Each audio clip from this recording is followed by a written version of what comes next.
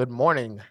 We are going to call to order this public hearing for today, Wednesday, March 13th.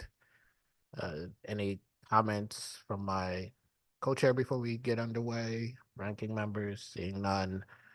We are going to begin with the first person on our list. I will remind everybody that you get 3 minutes. We will try to get you to summarize. Hopefully you do. If you do not, we will help you to remember that you're supposed to be summarizing in the nicest way possible. When you come up, push the, if it's not on, if the microphone is not on and it indicates it's on by the red light around the microphone being illuminated. If it's not on, push the red button. You get 3 minutes and we will remind you, and then we'll see if there are any questions. Okay. We start with Jeff Clayton.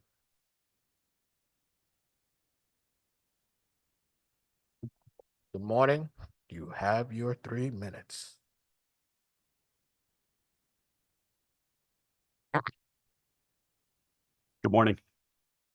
Good morning, Mr. Chair, members of the committee. My name is Jeff Clayton. I'm the Executive Director of the American Bail Coalition, here in opposition to House Joint Resolution 171, which concerns the constitutional change pertaining to bail. The debate over this particular constitutional amendment, the language in this constitutional amendment dates back to the Conquest, which for those advocating for or against bail reform issues, it certainly means 1,000 years of job security, but it also means that the language in the Connecticut Constitution dates from the ancient rule of Magna Carta of 1215.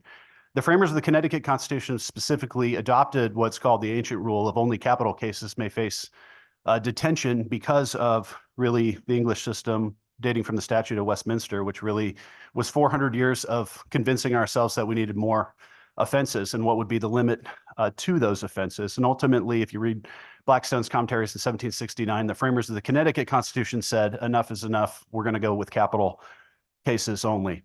I think bail is important in the system, creates an economic incentive to decarcerate. And I think we've seen that it is important that the public takes custody of the defendants and that there is an economic incentive to decarcerate the jails.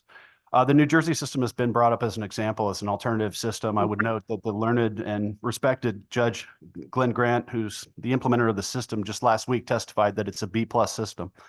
Over $500 million has been spent on it, and I'm not sure that it does much better of a job than Connecticut. Over 90% of defendants are supervised under such systems, so there's other liberty impacts.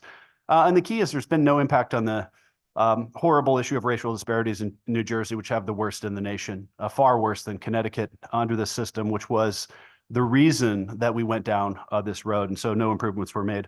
Also, the federal system, by analogy, going down this road, when there was bail in the federal system prior to the implement of preventative detention, we had a 24 out of 100 defendants sitting in jail pending trial. Now we have 75 out of 100 sitting in jail pending trial. We had defendants sitting in jail pending trial for 60 days in 1983, and now we have defendants sitting in jail pending trial for 365 days in 2024. And so the federal system is an example of we convince ourselves that we need this power and that it will be restrained. And over time, certainly it hasn't been. And the final point, I think, is a lot of good work is going to have to go in if you pass this constitutional amendment into what the detention net is and what the categories are. We suggest that you do that work first. Tell the voters what the categories are going to be of detention rather than giving sort of a blank check to figure it out later.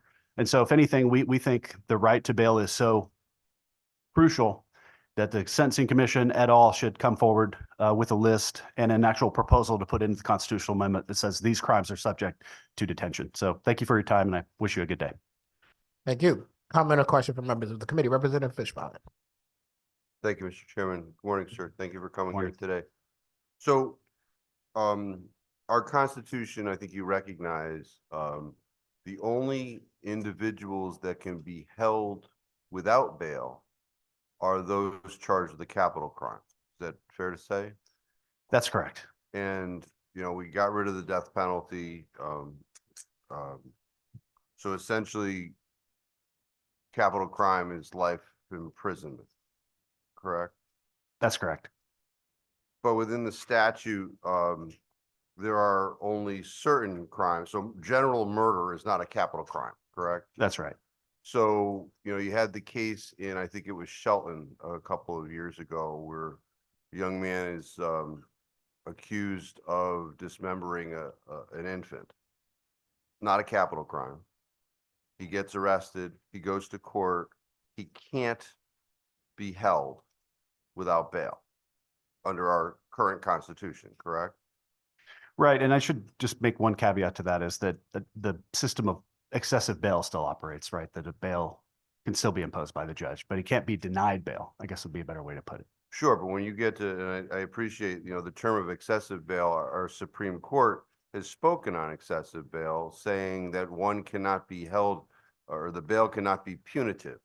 Right. The intent is to try and assure that the individual will be able to, will appear for court, that kind of stuff, right? So, somebody who doesn't have a job and dismembers a child, let's just say, a very heinous case, bail can't be $1 million for that individual. I think any court would vacate that, right?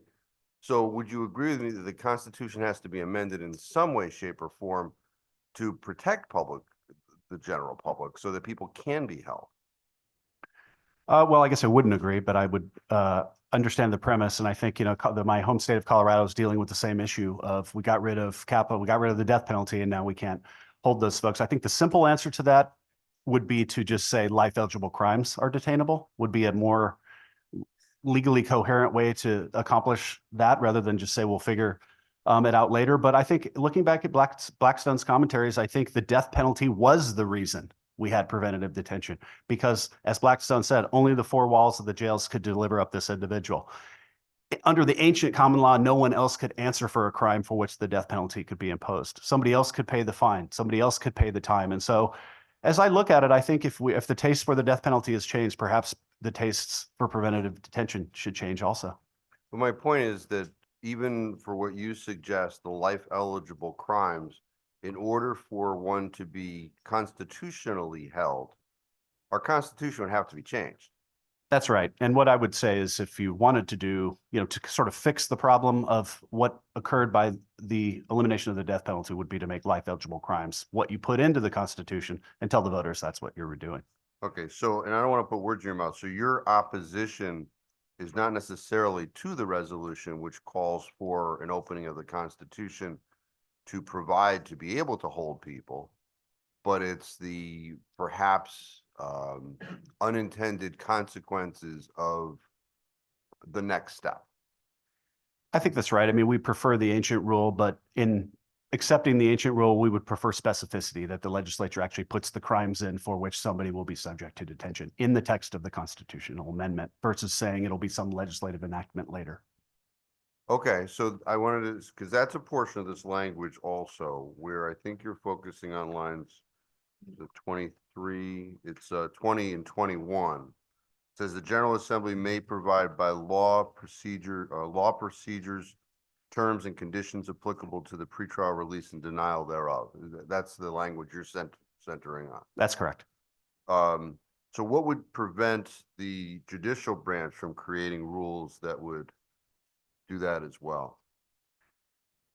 Well, I think there wouldn't necessarily, in the absence of a legislative enactment, there'd have to be some detention net in Connecticut. And if you're deleting bail by sufficient sureties from the text of the Constitution, we don't know what that would be. And so that's what you're going to have to settle. Is that going to be a crime? Is that going to be a circumstance? For example, you're already out on bail, so then you can be denied. Or you have 3 prior convictions, and you can be denied. So what would be the detention net in Connecticut is something that we don't know as we're passing this, and would be a great debate about what it should be, and is a great debate in all the states where this goes on. So what we're saying is settle that debate and take that to the voters versus saying you're going to have that debate and settle it later.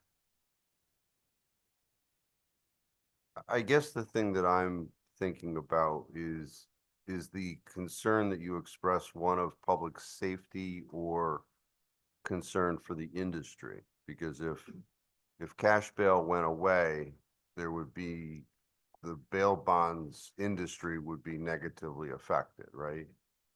Of course. So How do I unpack that? Well, I think going to the no money bail system is one debate. I'm not really sure that that's necessarily what this is proposing to do. And therein lies the problem. What is this proposing to do? Is this going to add life eligible crimes to the list for which bail can be denied? Or is this going to be going to the New Jersey system? And that's sort of the struggle that I'm in here, is what am I arguing against? And what we would posit is, let's put that up on the table and argue over it. Thank you. Thank you, Mr. Chairman. Thank you, Representative. Comment or question from members of the committee, Representative Stastra. Thank you, Mr. Chair. Sir, let me just ask you a couple follow-up questions based on what Representative Fishman did. So you're from Colorado, not from Connecticut, correct? Correct. Okay. In Colorado, do you know what the percentage of folks being held in the Colorado prison system that are pre-sentenced is? Well, we have a jail system as opposed to a prison system, and I don't know the percentages, offhand, and how they would compare to Connecticut. Because here in Connecticut, at any given time, it's between 35 and 40% of our entire prison population is people being held on essentially cash bail. And of those folks, the last stat I saw had about 35% of folks being held on under $50,000 bail. And we have a rule in Connecticut that if you're being held on under $50,000 bail, you only need to post 7% of that. So 7% of 50,000 is about 3,500 bucks. So 35% of the people being held, which is almost 40% of our entire prison population, are being held because they can't afford to pay 3,500 bucks. I mean, does that seem like it's a B+ system to you, or better than B+? Well, I don't view it that way. I mean, I think the question is, the judges are setting the bails, and that's the appropriate amount that somebody has to secure for their release. And that's the system that Connecticut has chosen. Would the alternative system be better, where we just denied somebody bail entirely? I'm not sure it would. And that's, I guess, the question that we're debating. I think the real issue is that we give no. Well, no, 'cause you testified that our system is better than New Jersey's, right? And you said New Jersey's system is a B+ at best, which means our system, under your estimation, we have an A system. Is that what you're trying to tell us? Well, I'm not going to testify that it's an A, but I would say it's better than a B+. Okay, so an A-. And I would we have just an A- system. I'll go with a I'm gonna go with a B+. I'm gonna go with a B+. Okay, so we're equal to New Jersey system. Well, New Jersey's a B-, according to Judge Grant. Okay. But to make a constitutional change, one would think we need something more than that. Okay, so a B+ system locks up 35% of its pre-sentence population because it can't afford 3,500 bucks, right? That's okay with you? Well, I mean, I'd have to look at each individual case. I mean, we're going to have a detention net, and I guess we look at New Jersey. We have 30% of all felony cases locked up and denied bail. Are we okay with that? I don't know. Let me ask it this way. So our system right now, right? If someone is charged with rape, right? Say they go out and they grab a jogger on a trail and rape them. They get arrested for that. Bail is set. They post bail. They go out the next day and they do the same thing to somebody else, right? Under our system, there's no discretion, but a judge has to provide them with an opportunity to post bail again that is not excessive, right? Yeah, but they could revoke the original bond, right? So. Well, okay, but but they can't hold them on it. They can't hold them indefinitely without posting. Well, but they could, once they revoke the original bond, then they return them to jail based on the allegation of the new. So but is that not having a judge be able to take into account, or let me ask it this way. We had this situation last week where a woman was convicted by a jury of conspiracy to commit murder that made national news, right? She was given a bond of $6 million And there's a lot of question of whether she's going to be able to post that or not and be out having dinner this week. I mean, does that sound like a B+ system to you? Well, certainly post-conviction bond's a whole different story. And I would say, post-conviction, the rights of the defendant sort of fade away, and that's maybe something that you want to take a look at.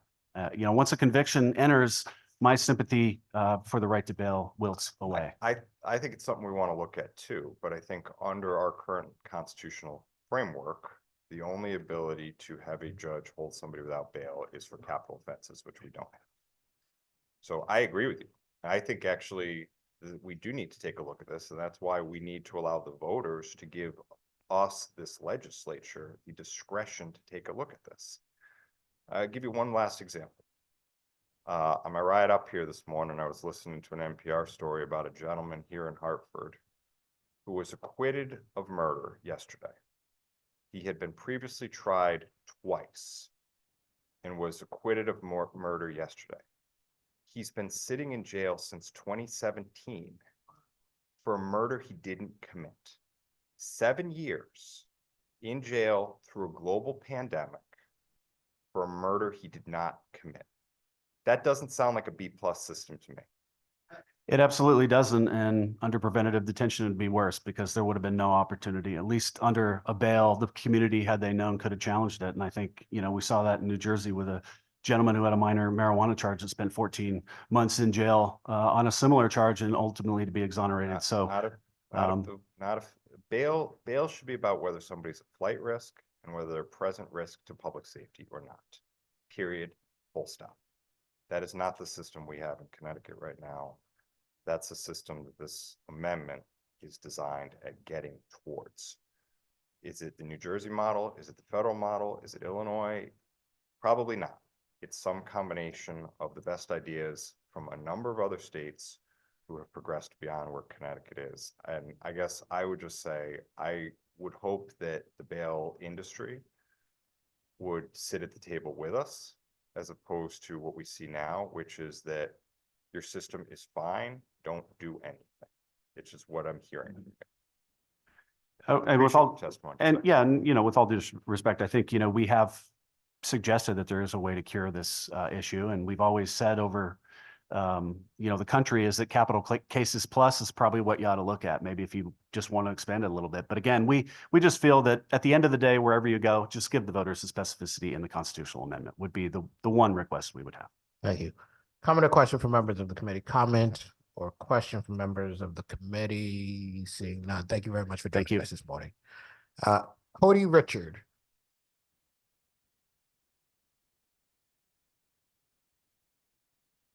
Good morning.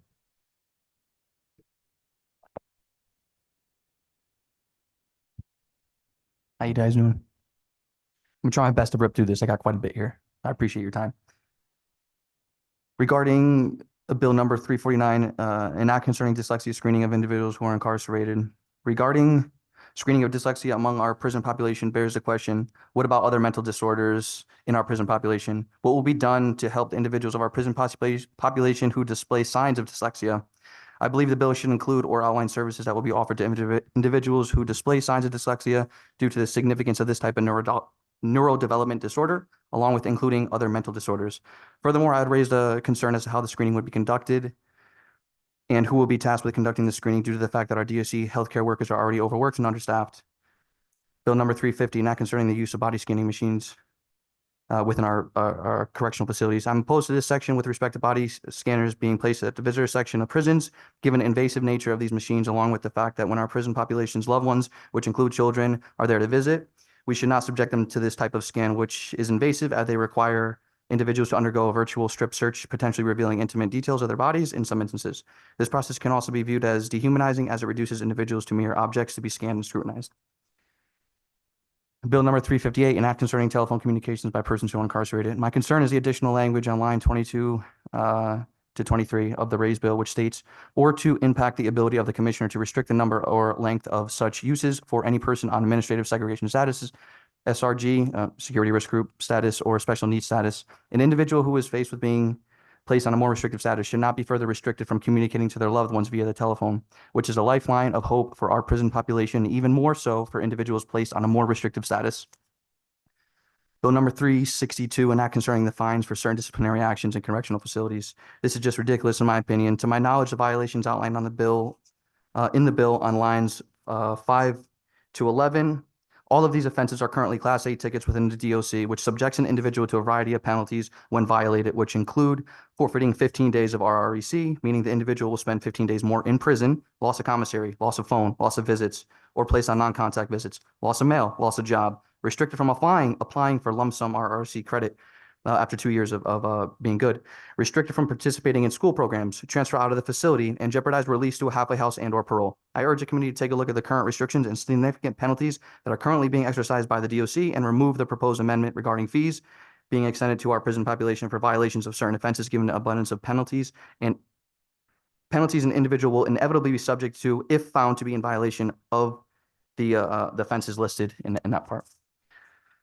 Constitution bill regarding number 171, resolution proposing an amendment to the state constitution to revise requirements of relating to the offering of bail or pretrial release to persons accused of a crime. I oppose removing language contained on line 11 to 12, which states to be released on bail upon sufficient security and may I continue? It's my last one. You're just wrapping that up? Yes, I oppose removing language contained on line 11 to 12, which states to be released on bail upon sufficient security and replacing it with the accused shall be eligible for pretrial release. Revising the words to be and shall be offer two distinct factors. One is a right, another is a privilege, which as a privilege can be construed in a way to only allow select individuals the ability to gain pretrial release. I further struggle with lines 15 to 17, which states except in the court Okay, may deny. let me ask you this, because I don't want Yes. to, I don't want to do this 20 more times. Yep. today. You know, it'll extend us. Let me see if there are any questions for you. And just in case there aren't, I got your lines 15 through 7. Are there other lines you have an issue with? Not the explanation for it, just those lines? Okay. All right. Representative Fishbaum. Thank you, Mr. Chairman. Good morning, sir. Thank you. In particular, with regard to the body scanning machines, you mentioned something about portions of people's bodies being shown. Can you just tell me what you're talking about there? So to my knowledge, the equipment that's they're looking to put in Department of Corrections are the scanners that would be able to view, like when you go to the airport, the bigger scanners where you can view internally. I know what they are. Okay. But you said that you have information that this would show portions of people's bodies. Well, so those scanners too, on the other end of it, when they're being viewed, do give you a view of the person's body. When the person's reviewing the scan, that's happening, which can present, And when you say body, I mean like their head to like- toe. yeah, so like an outline or And it's going to show an outline, but it's also going to show the meaning of the scan is to be able to scan within the body. So I got that. right. So it's giving you a whole figure of how the body looks or resembles. And I'm assuming for a male and a woman, it present differently. Have you seen a screen from a body scanner machine? Yes, I have. Okay. And like it shows the anatomy of the individual, like if somebody doesn't have, 5 toes on their foot, it would show 4 or One second. I'm just gonna remind us, you guys are doing pretty good, but I can see there's a little bit of like excitement to answer and respond. Let's slow down and let each side ask and answer the question before we respond. That way everyone who's listening can hear. sure. Did you hear my question? Yes. So in terms of how specific and how detailed the machines are, I'm not gonna say that you'll be able to count the number of toes on while viewing the equipment, but I'm gonna say that it allows for a depiction of the individual's body from the other side, and not really 100% sure as to how detailed it would be, but it Okay, will 'cause give a. my concern is that we had the strip search bill last year. And we had advocates come to us and say, don't do strip search. We have this body scanning. That would be great. And we ate that meal. We had, you know, I was convinced. And if I'm hearing now that, you know, these images are going to be an invasion of privacy, I need to know that because, you know, that would be of concern to me. But I was convinced last year, based upon listening to the advocates, that this was an appropriate alternative. So, and I'm just, you know, because when he said that, I sort of got a little concerned, right? So I'm gonna do some more investigation. That's certainly of concern to me. I mean, the people that I've talked to, you're the only person I've heard that's been really opposed to the technology. And this bill has to do with, you know, within the last year, we've had corrections officers that have been arrested for bringing contraband into our facilities. Okay. So I think that this bill would address that concern also. So certainly I don't want corrections officers bringing, you know, weapons, drugs, that kind of stuff, right, into our correctional facilities. But on the other hand, if I'm hearing that this is going to be a embarrassing part of the process, I've got to take that into my analysis also. So thank you, and thank you, Mr. Chairman. Thank you. I appreciate that. Thank you, Representative. And just for a little clarity, we had a bill last year and some discussion about a policy that would be put forward dealing with the bill, the part of the bill that was about strip searching, what I would consider a more model policy on strip searching. I think anything we do should combine those two, since there were representations made to this committee about how this discussion would move forward. I just want to make sure that's on the record for folks. Comment or question from members of the committee? Comment or question, Representative Porter? Thank you, Mr. Chair, and thank you for your testimony today. And just listening to the dialogue going back and forth, the thing, and this is a comment, it's not a question. What came before us last year was really pertaining to a response to body searches and the inhumane conditions which incarcerated people are subjected to endure. I do have an issue with this being proposed for the public. As someone who has had to visit prison and go through, you know, Yeah. the machines. I'm sitting here thinking though, if there was an instance where someone went through a machine, and I guess this is where the question comes, and it goes off, and they actually take you inside the bathroom, do what they do, would it be more effective and efficient for a body scan to be used at that point, as opposed to a public person coming into the facility being subjected to a physical strip search? So these are just some of the things that are coming to me, and I want to pose that to you. You are opposed to it just out the gate. Time I enter the institution, this is what I have to do. But if I trigger a cause for a strip search, how do you feel about this being used in lieu of a strip search? That's something that can potentially be of some help in order to limit the degrading invasive factors of getting strip searched in the bathroom at a correctional facility when you're there to visit your loved one. Okay, thank you for that response. The other concern that I do have, and I will be looking into myself, is the constitutionality of what we're presenting here when we talk about the public who has not been convicted, has not been charged, has not been incarcerated for anything, or simply coming to visit their loved ones, their family, and their friends. Right. So thank you again for your testimony today, and thank you, Mr. Chair. Thank you, Representative. Comment, question from members of the committee? Comment, question? Seeing none, thank you very much for joining us this morning. Next, we will hear from Senator Looney. I don't see Senator Looney. Doris Cabrera.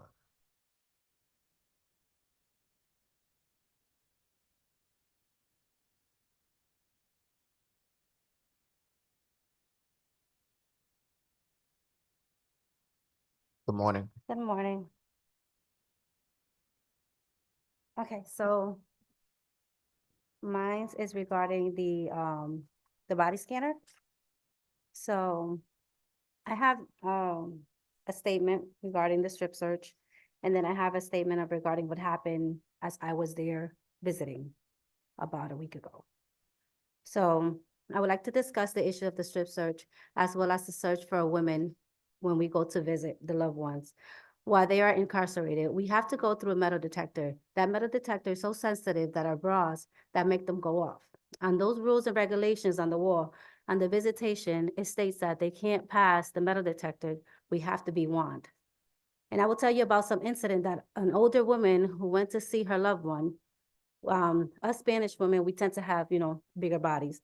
So she had a support bra on. In case of supporting her breasts, the metal detector went off and the female officer there was watching her and went through the metal detector. She did not give the lady any chance. She quickly said to the visitor, "It's canceled and you won't see your loved one today." She said, "I would like to speak to your supervisor." She advised her that she had a sports bra. The woman officer refused. They waited for the supervisor. She made it to the other guard as she was irate. Then she came with two other officers and they made her go into the bathroom, take her clothes off, take her bra off. And that was very demeaning to her. She came out and still was able to see her loved one after she went through the process of going into the bathroom and removing her clothes. Now we go to see our loved ones. We are not incarcerated. We are not, we're just regular citizens trying to go see our loved ones. And this is the type of stuff that we have to go through when we even go through to make an effort to make their day or even to see them. So my thing is with the body scanners is that whether it is when you're coming in, if it alleviates that portion of us when we go to see our loved ones. But I think it makes us feel like we are inmates at the same time when we go visit them. And I don't think that's pretty fair. And then regarding the strip search, which I think that inside of the prison system, I have a statement here that I would like to read to you guys. And it says, if we're going to talk about the considering their experience, this is from my fiance, which he is an inmate. So he says, I am considered a moderate inmate here. I've been disciplinary free for nearly 12 years. I've been given trusted job positions in this facility. My current job in this facility is in the prison industry where I am assigned to blank. Is that my time? Yeah, that's your time. It goes very quickly. Let me ask you this question. You've read his statement. Yes. Sure.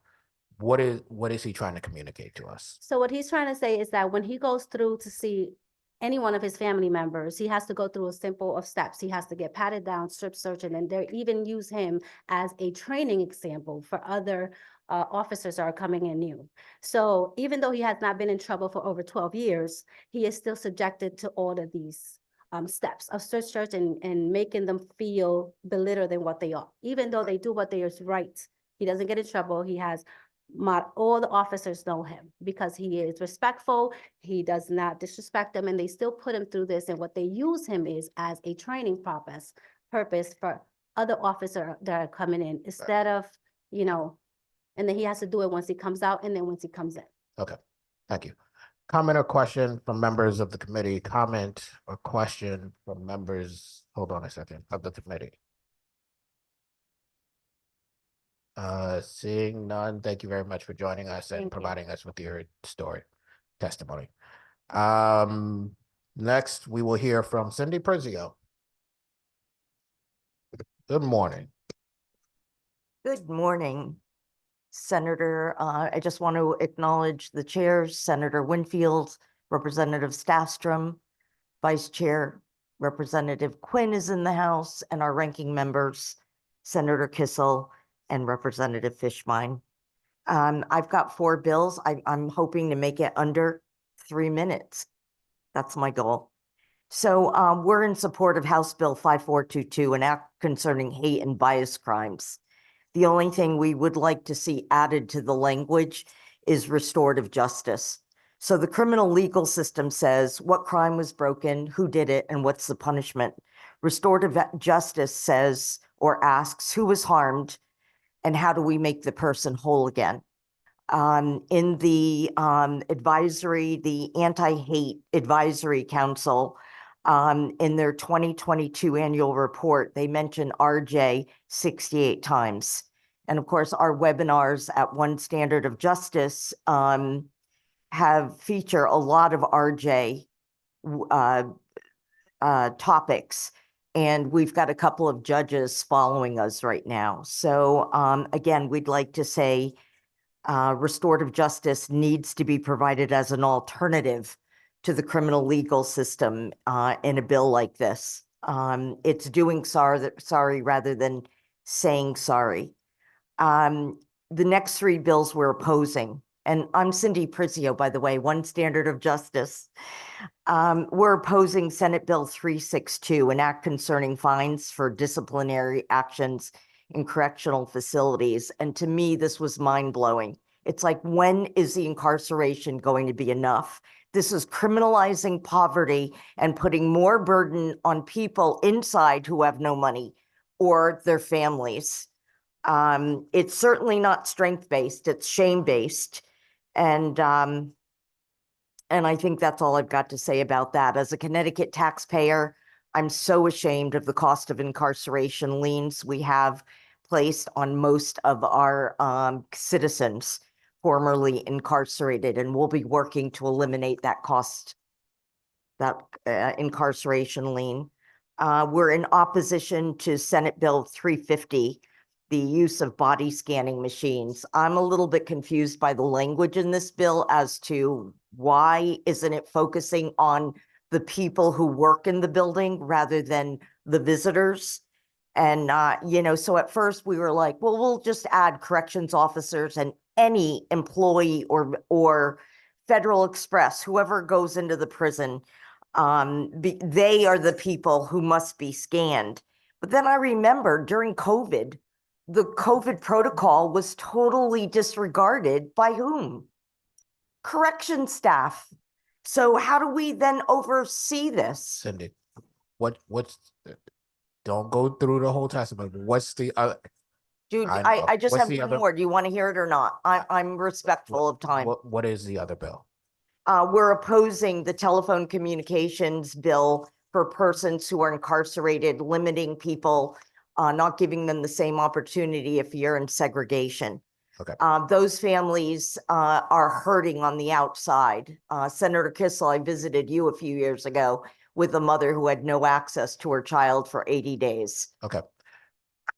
Let's see if there are any questions. Thank you so much. Comment or question for members of the committee? Comment or question for members of the committee? Representative Porter. Thank you, Mr. Chair. And I just would like for you to elaborate on what you were beginning to say around what happened in Senator Kissel's district, where a mom, I believe you started saying, was, what was that you were getting ready to? Oh, so the mom's name is Linda, and her son is a person on the spectrum. And he was sent back to Garner on a violation. And they just kept, I think he went in around October, and we didn't get him out till February. And they just kept recycling him in and out of SEG. So at Christmas time, she had no idea what her son, if he was okay. She hadn't spoken to him for a very long time. So we went into Senator Kissel to see if he would intervene, because she lived in his neighborhood, and help the mom get information. And being on the spectrum, he was playing light swords. Okay, so this is pertaining to the bill around the calls. Is this what you're saying? We have a bill? Yes, around the Okay. calls, that we don't limit it to only people in Gen. Okay. That was the point I was trying to figure out what Yes, you were yes, trying to that- make. And I absolutely do agree, Cindy, that people in SEG are the ones that really do need to have that communication. So that is duly noted, and I do appreciate you for coming in today and exercising your right to engage on this level with us. Thank you, Mr. Chair. Thank you, Representative Porter. Thank you, Representative Porter. Comment or question for members of the committee? Comment or question? Yep, no, yep. Representative Fishbaum. Oh, yeah.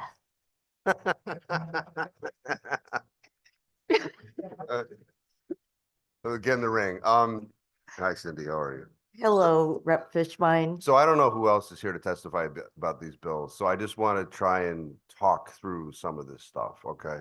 There is a benefit for having a low number, yes. Well, sometimes people don't come to testify of a particular bill, right? So I don't know that. But anyway, the hate crimes bill, and maybe it's not a question for you, maybe it's a question for LCO, but I was trying to figure out what is happening with the requirement that somebody takes a class. So it if they're convicted of certain hate crimes, they have to participate in an anti-bias or diversity awareness Right. program or participate in a program in the community designed to address that damage, right? I see that in the existing law, and then we're removing it in a portion of this. So like, I was like, red flags went off, right? But then I saw that maybe it's being inserted somewhere else. Do you know what's going on with regard to that? I don't. Okay. I'd be speculating. I thought I read that it was in there still. Okay. If you And look- programs are good like that. It's just that restorative justice, I think we learn to put the bat down and to use words and understand our neighbors. Um, Yeah, no, So- I got that. I just, Okay. if you look at, there's a portion of this that I thought that was. oh, I don't have the bill in front of me, that's why. That was moved. Okay, so the other thing I wanted to ask you about is the body scan thing, or no, the fines. So, yeah, I mean, looking at the title, I agree that, certainly there could be a negative aspect to this, but the fines are up to $50, right? No more than 15, at least 15, up to $50, and they're only for certain things that happen while somebody's incarcerated, right? Yes? Yes, but I oppose it vehemently. I think that you get a lot more with honey than you do with vinegar, and that $25 for people that are making pennies on the hour or have no money, and then we let them out.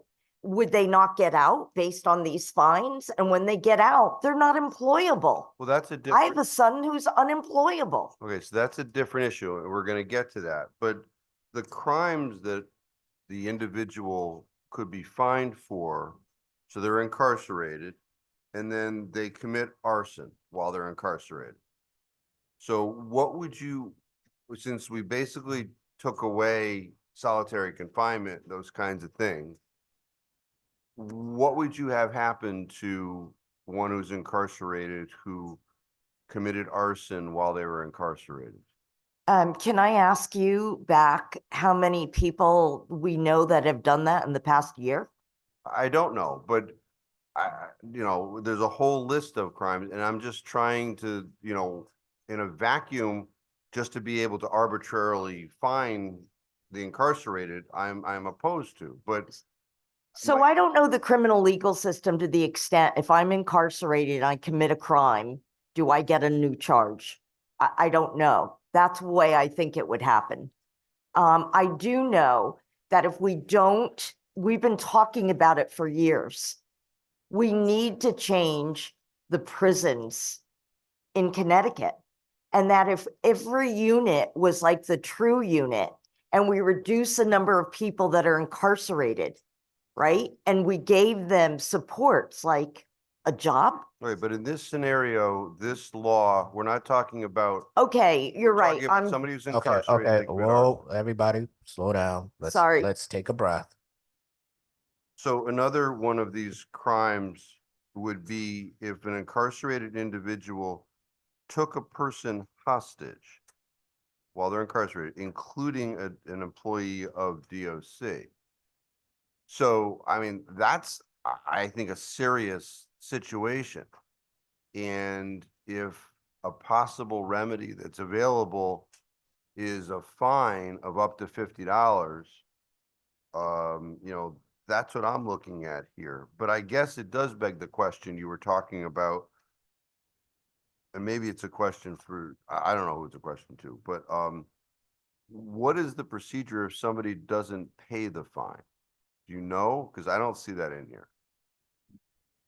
No, I mean, it's a I think, I don't understand this bill at all, quite frankly. I thought as a Judiciary Committee, certainly I've heard Rep. Staffstrom say this, that we know punishment doesn't deter crime.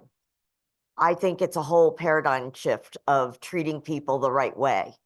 And we don't make, or we shouldn't, we do public policy over one bad or sensationalized situation.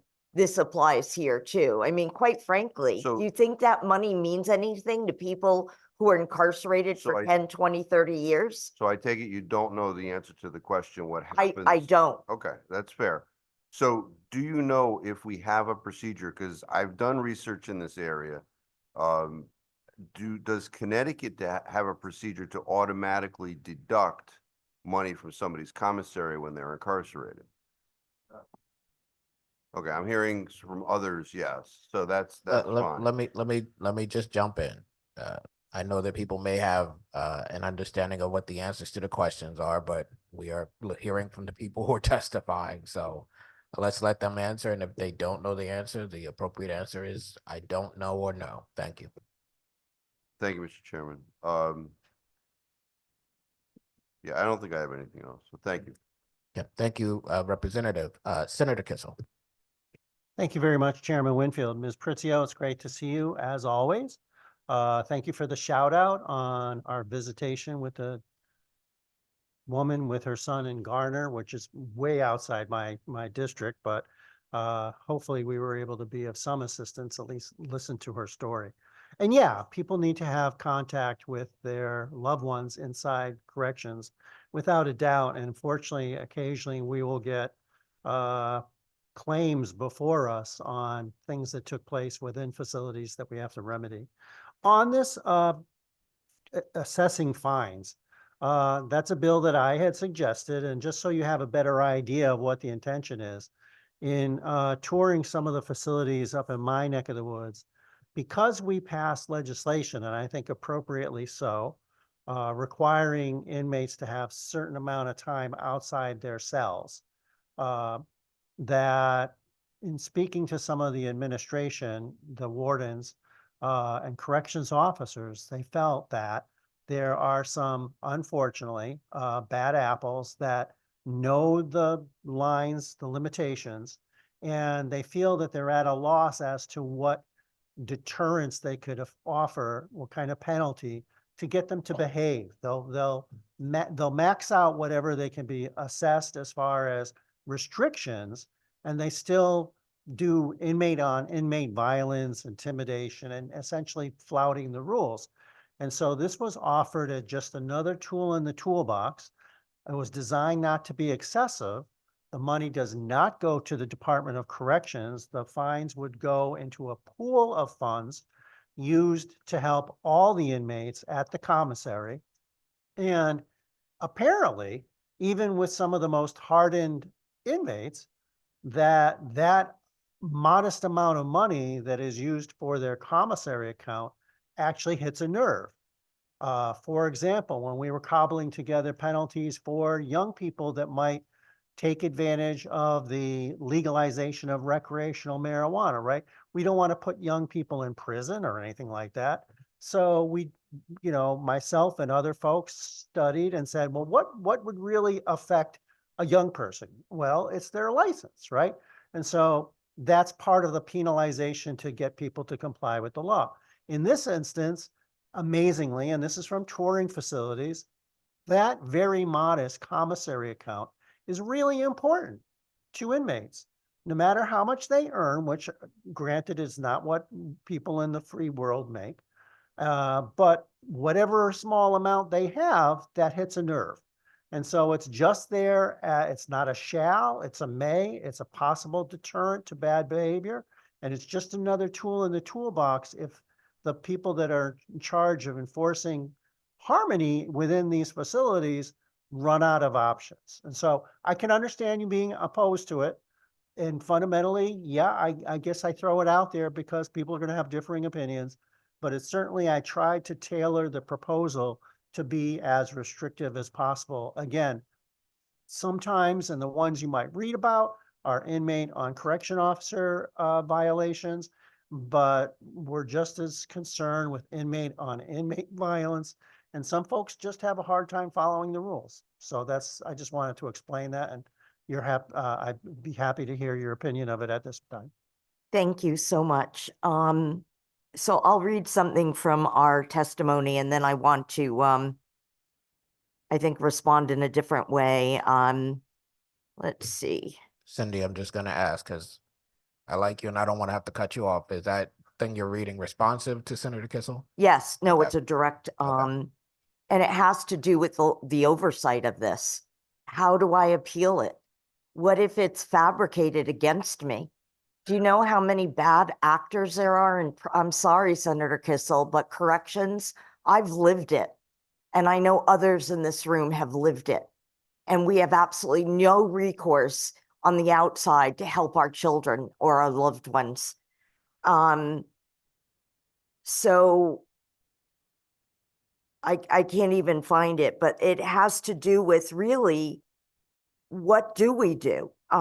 If you know, my son was even given an infraction. He was on his way out and they gave him an infraction. They didn't even write it up, but they denied him his rights to visits and other things to teach him a lesson. We have no oversight in corrections, and the corrections officers do bad things to us, and we have absolutely nowhere to go. I believe if you read Vinnie Schiraldi's new book on the new mass incarceration is probation, that he uses probation as an example that says, rather than negatively, like giving them consequences, give them rewards, and you will get dividends of people standing up and doing the right thing. But we're always approaching everything from a negative standpoint. And I, for one, I want my child to be strong and a healthy adult, not what we're doing in the current systems. I am vehemently opposed. Those fines are bad. I don't want to say I'm sorry because I want to be respectful, but I think they're ridiculous for what you want to accomplish. Thank you, Senator Kissel. Comment or question from members of the committee? Comment or question from members of the committee? Representative Porter. Thank you, Mr. Chair, and I'll keep this short. The only comment that I want to make after hearing this dialogue is, especially being a parent who had a child incarcerated, I can tell you that commissary is valued, and it should be. But I can also tell you that the majority of the funding for commissary comes from the home, comes from the family, comes from the friends, comes from everyday, ordinary citizens that have not committed any crimes. So this is where I'm stuck with this bill. I don't see it. I get the intent and I value the intent, but I don't think this is the way we get there. I don't think that this is efficient or effective.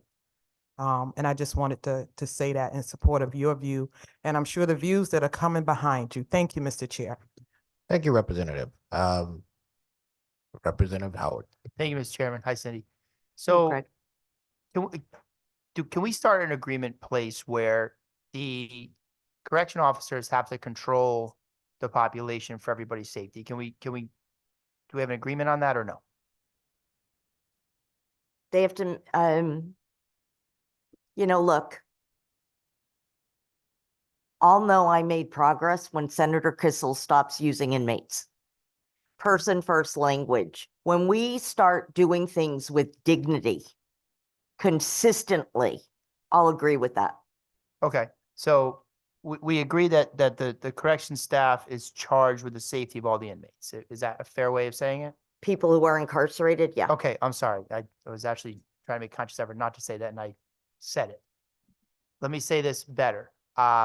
The prison staff is charged with the responsibility of the safety of all human beings within the facility.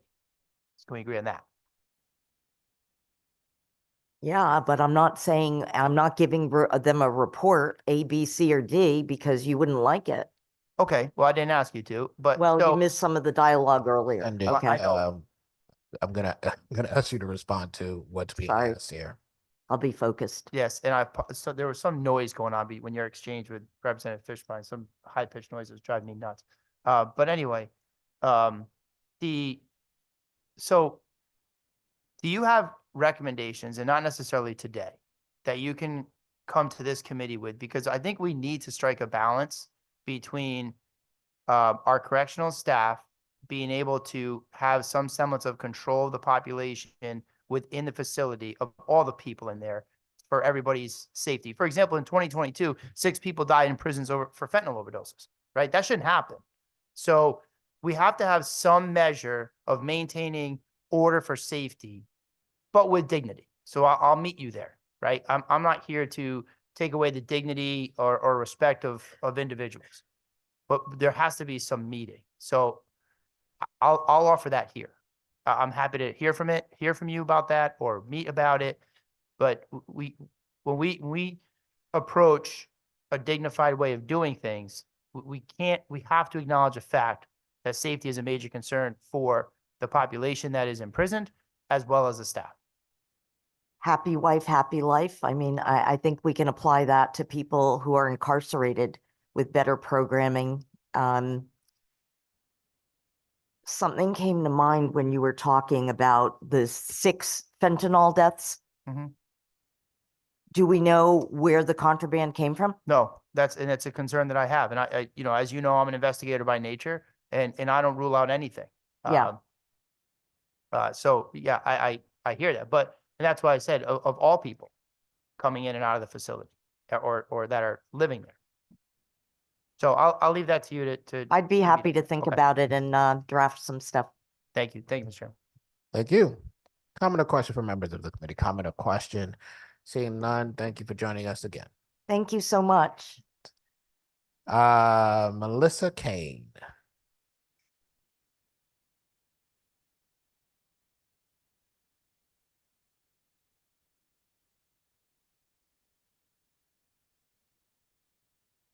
Good morning, Senator Winfield, Representative Staffstrom, Senator Kissel, Representative Fishbein, and distinguished members of the Judiciary Committee.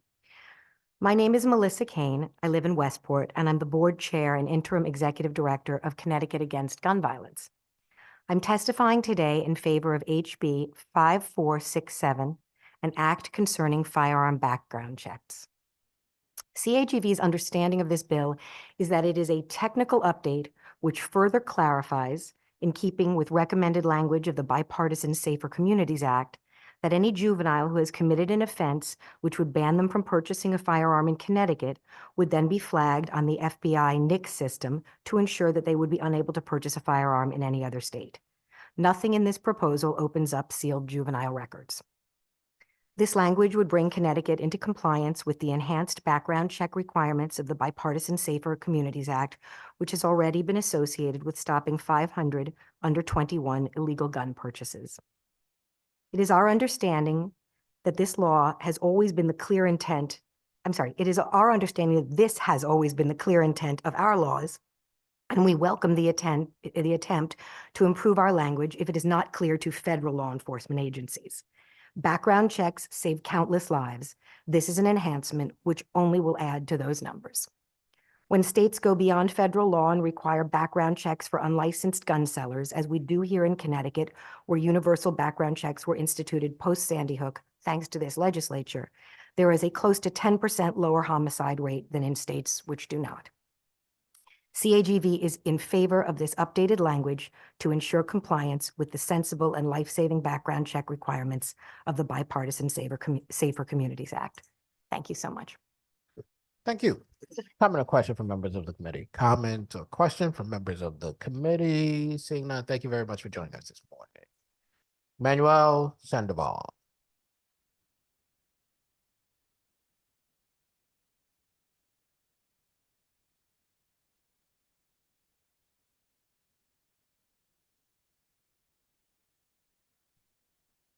Manuel Sandoval. Curtis Hudson. He just, okay, we'll get him when he comes back. I know I saw him. Barbara Fair. Oh, is he coming in? Oh, there you guys are.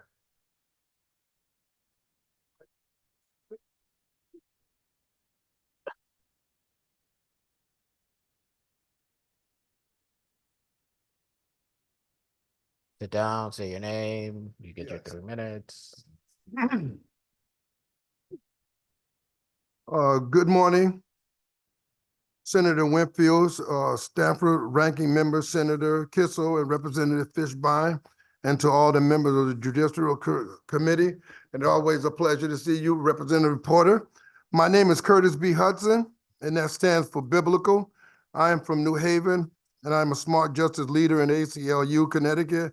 I'm here to testify of the House Resolution 171, which is proposed an amendment to the State Committee to revise requirements relating to offering a bail.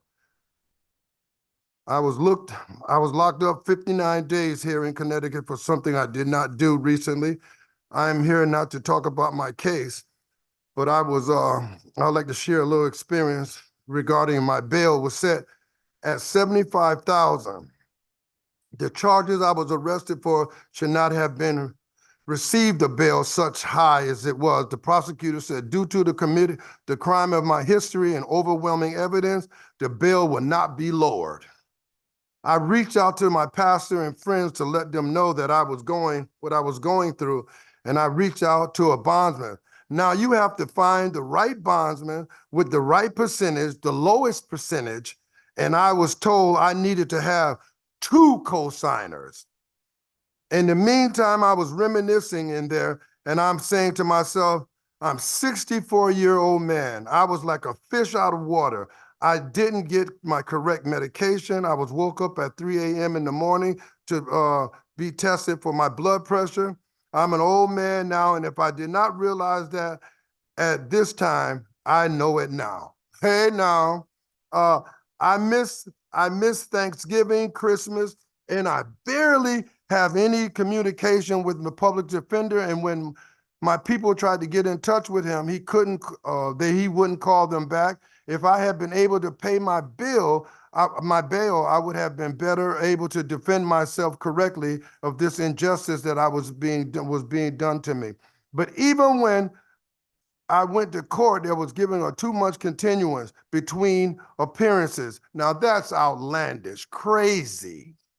I could not believe what was happening to me. Now, obviously, I'm free now, God bless, but here's the reality check. In order to make bail, I needed 2 co-signers. I paid someone to be a co-signer. I had to pay twice to get out of the county jail, and now I am in debt, and that debt has an interest on it. I surely do. The bail system does not work for anyone, but particularly for people who have small resources of money and afford their freedom, especially for people who look like me. I urge the members of the committee to support HJ 171 and would be happy to answer any questions. Thank you. Comment or question from members of the committee? Comment or question from members of the committee, Representative Fishbein? Thank you, Mr. Chairman. Good morning, Curtis. How are you? Aloha.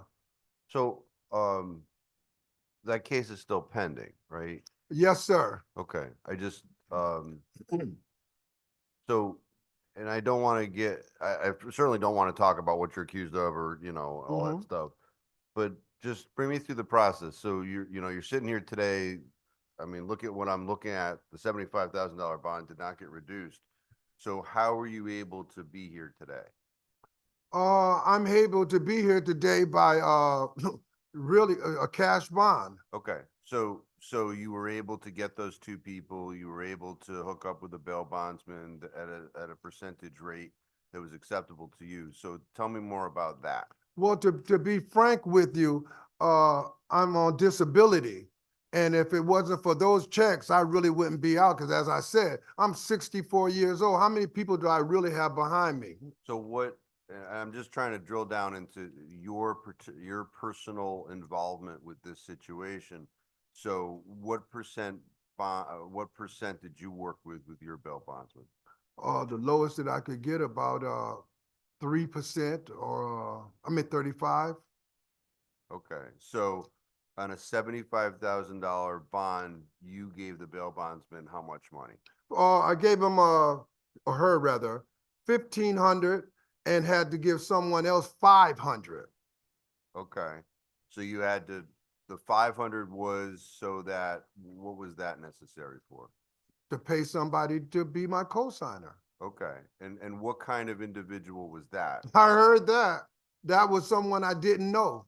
Okay, so they didn't know you either. They didn't know me either. Okay, so they're co-signing, what is the purpose of their co-signature?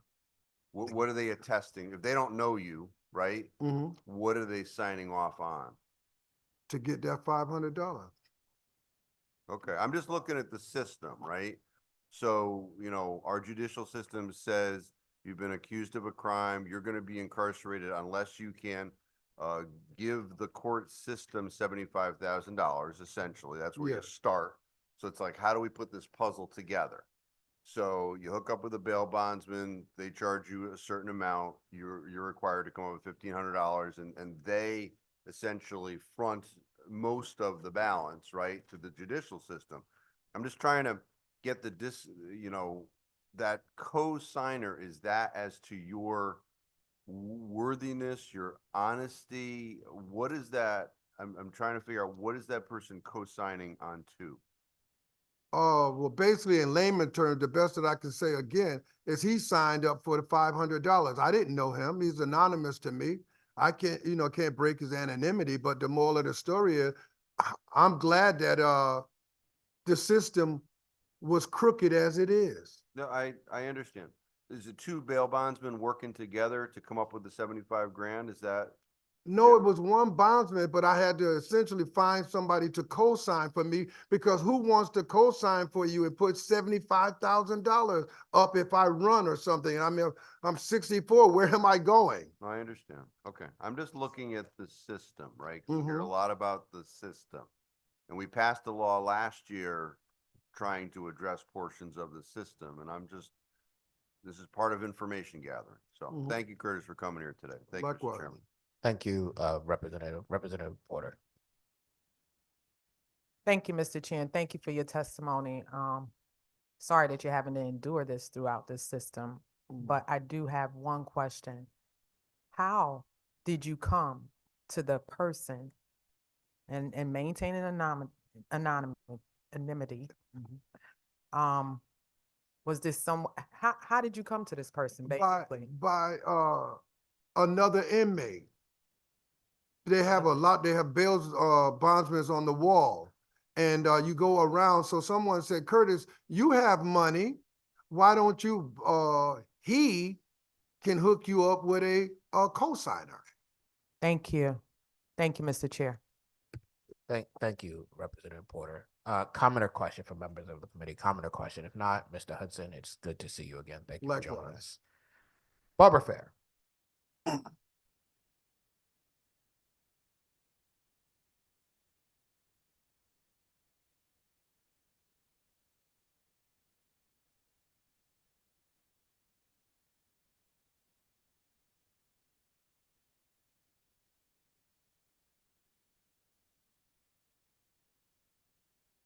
Good morning. My name is Barbara Fair. I'm part of Stop Solitary Connecticut.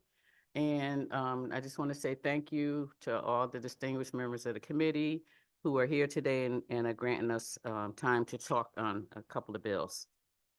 So I have 3 bills that I wanted to submit testimony to. The first one is SB 350.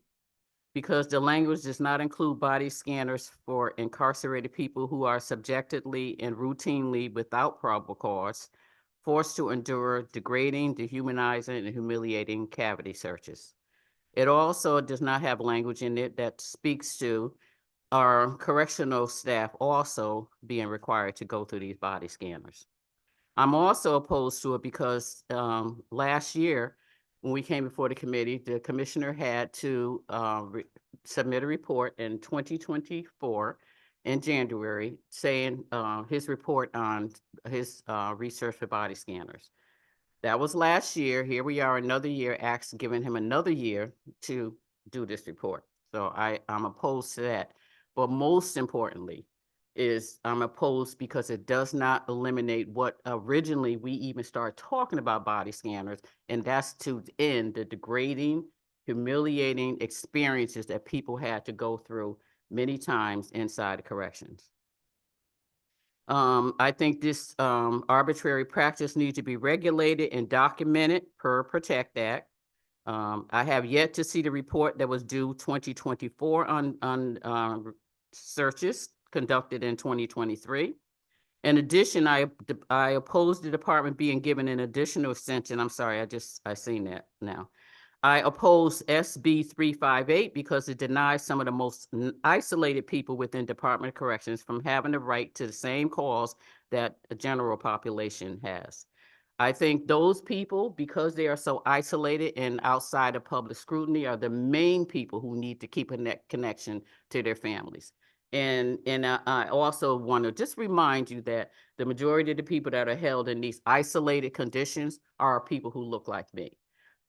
We have done research for years, adult and youth population, and over 90% of the people that are in these most isolated conditions are Black and brown. I think we need to take a good look, a truthful look at why is that happening? Why are people who look like me so much more threatening that they have to be isolated?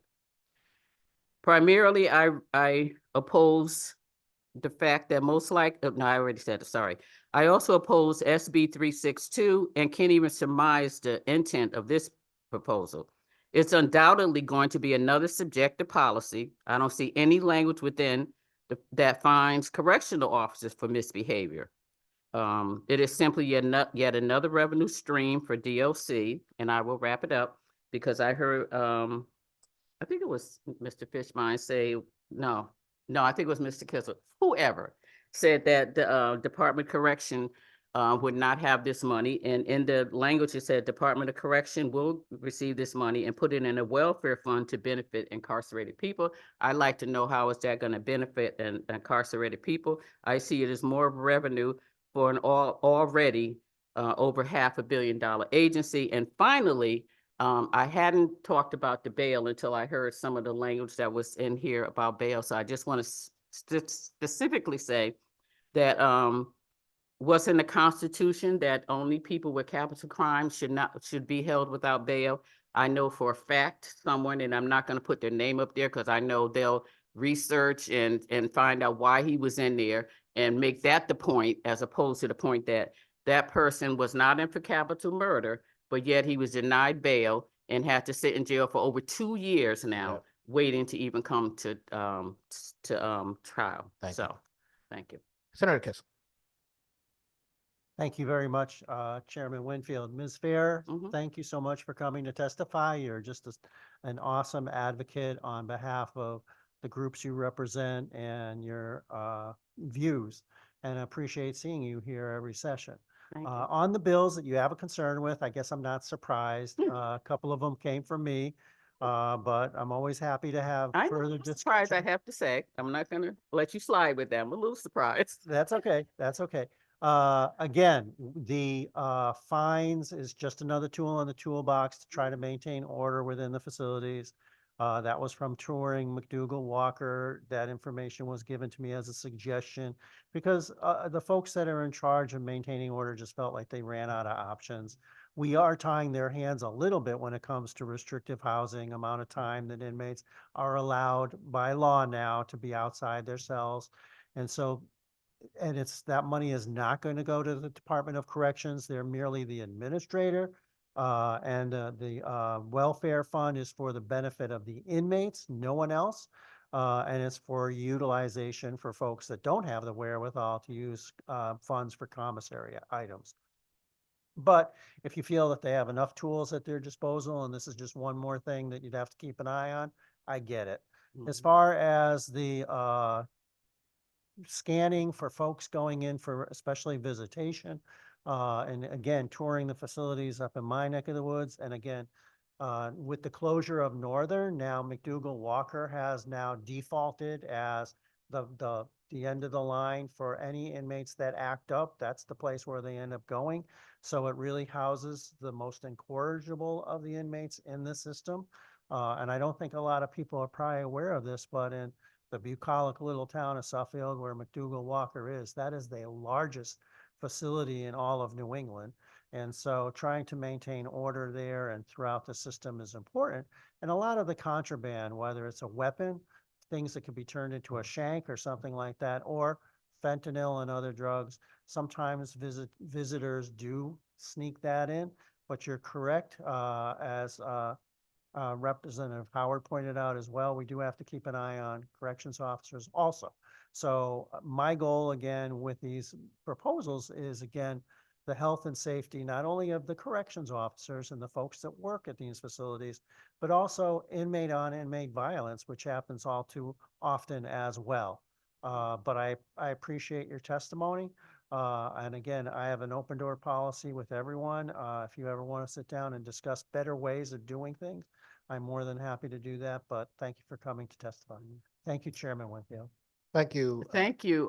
You said a lot, so can I just simply respond to one thing you kept, sorry, I don't know the order how I do it. If you are responding to Senator Kissel and he will receive it, I will allow it. Okay. He will receive it. There you Okay. go. Because we've had these conversations and I know you listen, I just have to let you know I was triggered a few times when I kept hearing inmate, inmate, inmate. But I know you're trying to do better, so I'm just hoping that you'll practice saying incarcerated people, because I think that's part of what's wrong with the system is we forget that these are people, these are human beings. And inmate just seems to diminish their humanity. And then, and I just want to say, as far as the welfare fund, the reason I'm opposed to it so much is because it's going to come from people who are already in prison. They're already being punished. We didn't take away solitary confinement, which I keep hearing that, you know, we tied the hands of, took away tools. No, we didn't take away the tools. What we said is at least 5 minutes out of those cages a day with some kind of programming. We said we cannot have people just after years of being, decades of being in cages, that we just open the door and just let everybody just roam around free. That's a recipe for disaster. So along with starting to get those incremental hours out of prison was supposed to be some kind of programming, something for them to do at the same time. No way to Protect Act take away the tools of solitary. People still going to solitary. They're because they're not obeying the rules. Protect Act says solitary is the last resort. I hear all the time people continuing to go into solitary and they're going for more than 15 days and they're not using other alternatives. So believe me, we have not tied the hands of anyone. 5 hours is nothing. Really, I want to go for 12, but I'm willing to compromise. Start with 5. Senator Kissel. Thank you. And just to respond a little bit to what you said, this is the first I've heard where inmate's a bad word. That we have to use incarcerated person now. I mean, we're all legislators. Should we be legislative people? I don't know, but I don't really necessarily associate inmate negatively. But if that's sort of the new mantra, I'll consider it. But I got to be honest, until today, I didn't know.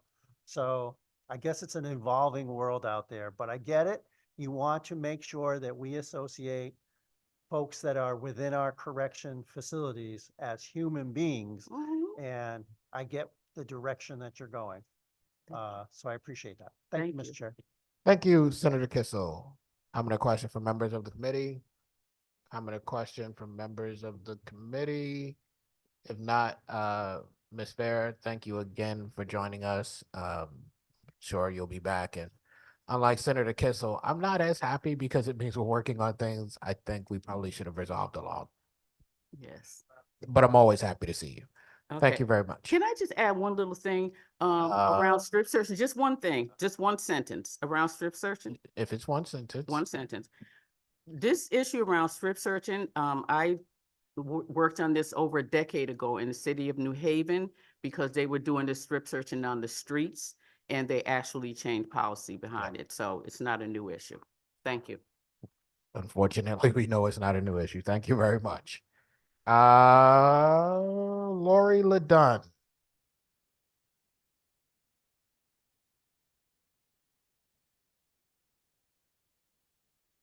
Good morning.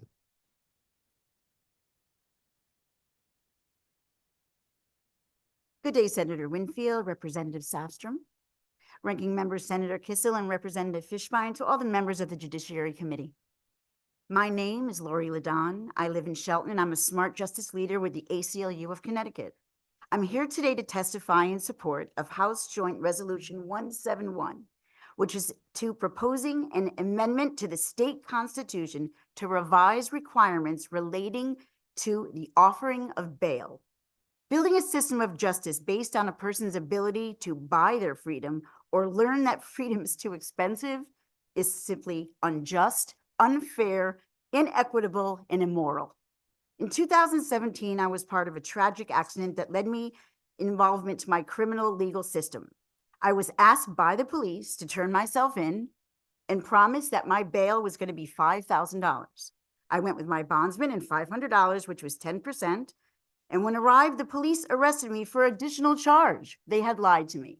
The additional charge was increased to $105,000.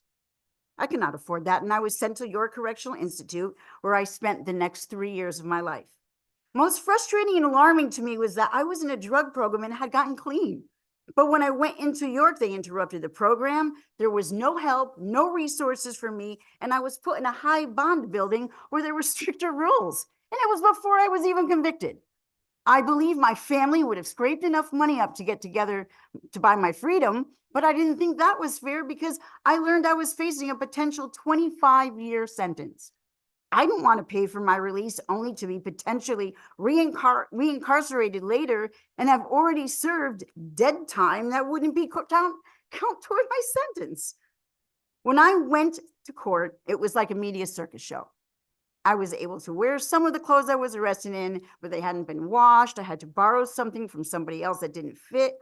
I was a mess and brought into the courtroom in addition to being handcuffed and shackled, which of course I would not have been if I could have afforded bail. After 6 months of being incarcerated, my attorney and prosecutor agreed to a deal that would lead me to plead no contest for my charge. But right before my sentencing, they pulled the plea deal and the judge said that I had to plead guilty. I was forced to accept a plea deal moments before my sentencing out of fear, looking at that 25-year sentence. I was sentenced to 2 10-year charges to be served concurrently, 3 to serve, and 7 for special parole, which I'm still serving. The reason I want to share my story is because I believe I could have defended myself in a much more effective way if I had not been incarcerated. I could have continued my recovery in the drug program I had begun.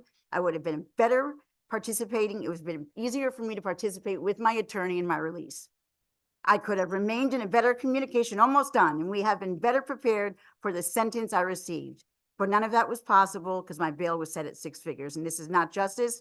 It's not right. We need to create a better system. I urge the members of this Judiciary Committee to please support HJ 171. Thank you for listening to my testimony. Thank you, Lori. Questions from the committee? Representative Fishbein? Thank you, Mr. Chairman. Good morning, Lori. Good morning. Thank you for coming here today. So I'm listening to what you're telling me. I'm looking at what I can find about your situation. So you were originally charged with a drug possession Correct. situation, and then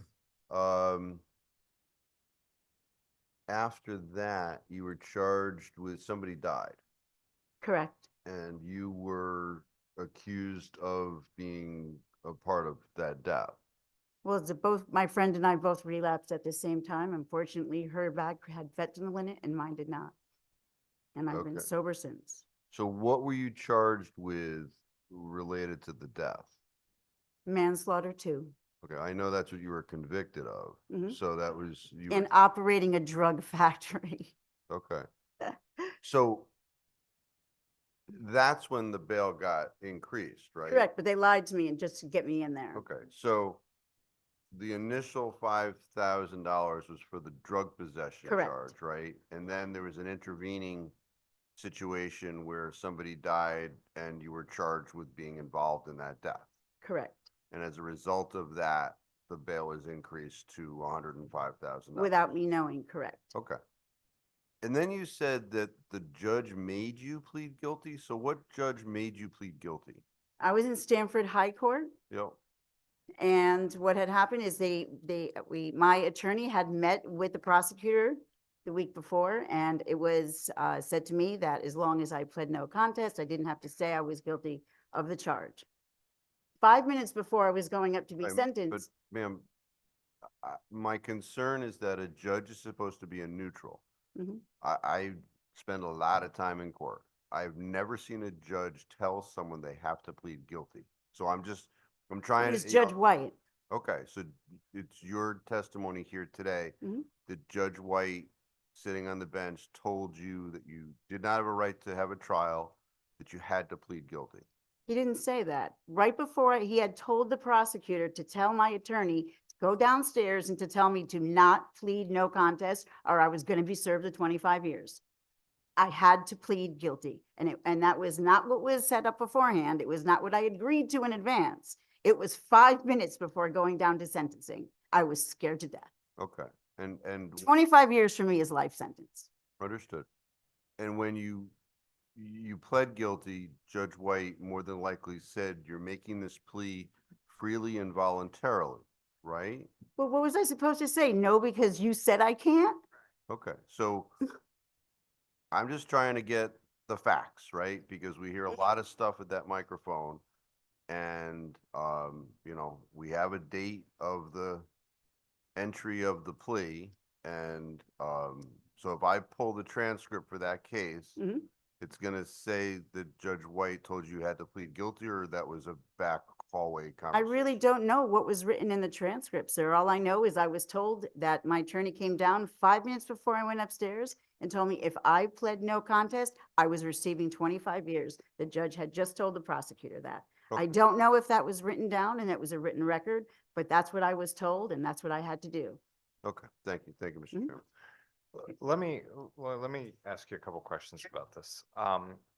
So as I understand your testimony, I think one of the points you're trying to make is you weren't a flight risk, were you? Oh, God, no. You weren't gonna leave the state of Connecticut because you had criminal charges pending. In fact, you turned yourself in freely to did. the police officer, right? And if you were in a treatment, and continued on your treatment, do you believe you were a danger to to other people? Absolutely not. I was an IOP and getting ready to graduate. It was perfect. Everything was going really well for me. I was working both in Connecticut and in New York. Right. Yet the state of Connecticut decided to set a cash amount that maybe some folks in the community would be able to pay, but you weren't able to pay, right? Correct. And in fact, the point is, the fact you weren't able to pay that, you didn't have the resources to flee the state of Connecticut, even if you wanted to. Correct. I just think this is another example of a bail system that is well below a B plus. Frankly, I would give it a D minus or an F. If there was anything below that, I would give it that. It's emblematic of a system that bail is supposed to ensure your appearance at court and to make sure you're not a significant risk to the community at that point in time. Correct.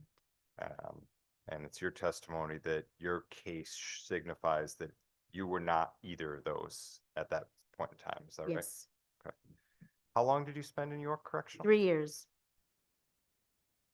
On pretrial, 3 years.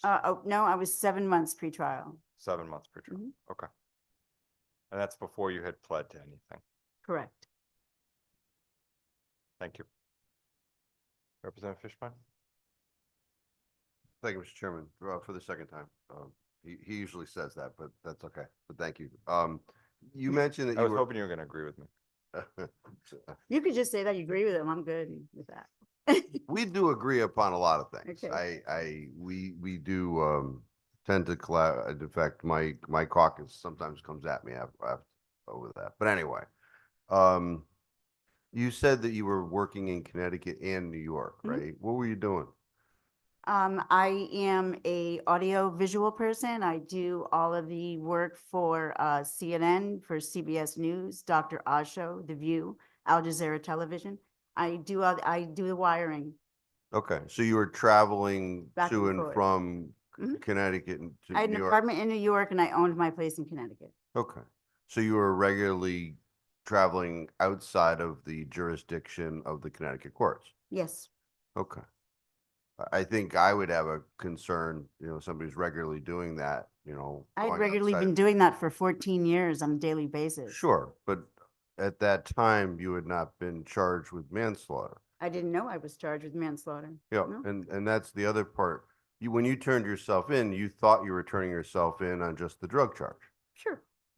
But when you got there, you found out that there was also a manslaughter charge. Absolutely. So I think it's easy to sit there and say, I wouldn't have gone to New York and stayed there, because you didn't know, right?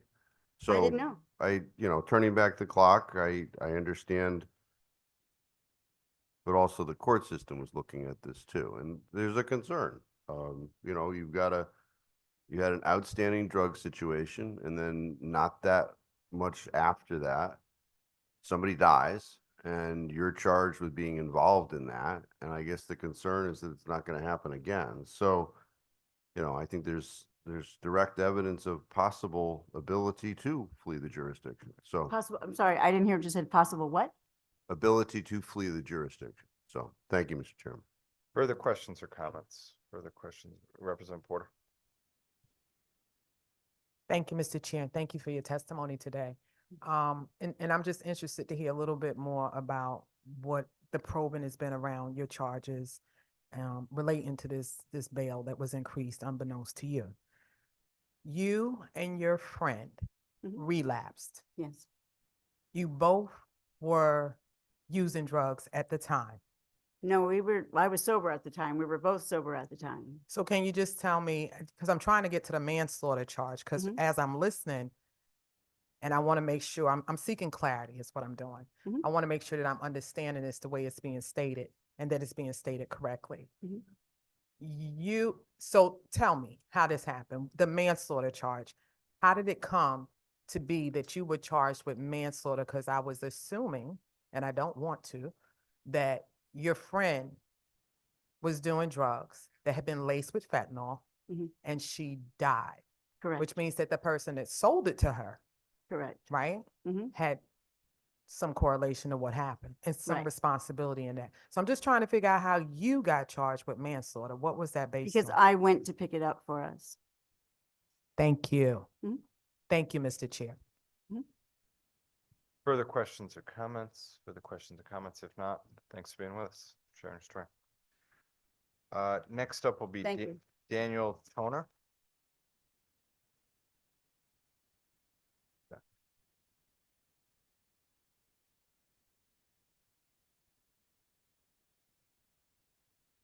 Good morning, distinguished members of the Judiciary Committee. My name is Daniel Toner, and I'm a local bail bond agency owner, vice president of the Bail Association of Connecticut. I'm also actively involved in 2 national associations that oversee the bail bond industry. I appreciate the opportunity to provide my industry expert testimony to you today. We have attempted to work diligently with the legislature and various public safety commissions and believe there should be a better understanding of the hard work surety bail agents provide the citizens of Connecticut. The proposed to amend the state constitution does not reflect the findings of our collective studies of the state's pretrial justice systems, and we have consistently demonstrated that reasonable bail does not fail. I have studied the Sentencing Commission's 2022 report on pretrial justice, which articulates data from several states who have already or are attempting to revamp the pretrial process by eliminating cash bail. There's very little long-term data in the review, they investigated Illinois, and if you look at Chicago's murder rate look at Chicago's murder rate prior to making changes to Connecticut's citizens. New Jersey, which we're trying, I guess we've gone to, a couple of people have gone to and investigated. It costs in excess of $500 million, and there are individuals there considering bringing bail back. The Sentencing Commission report clearly indicates New Mexico lacks data. New York, I think, speaks for itself. We've all heard some of the events that are happening in New York, and we certainly don't want that to happen in Connecticut. And Alaska, not that it's a huge state, but Alaska, who had repealed, are looking to repeal many of the reforms that they've already done. The report also lists numerous advantages of our system, which surpasses other states it reviewed. Connecticut pretrial process has more favorable outcomes than almost all other states in the country.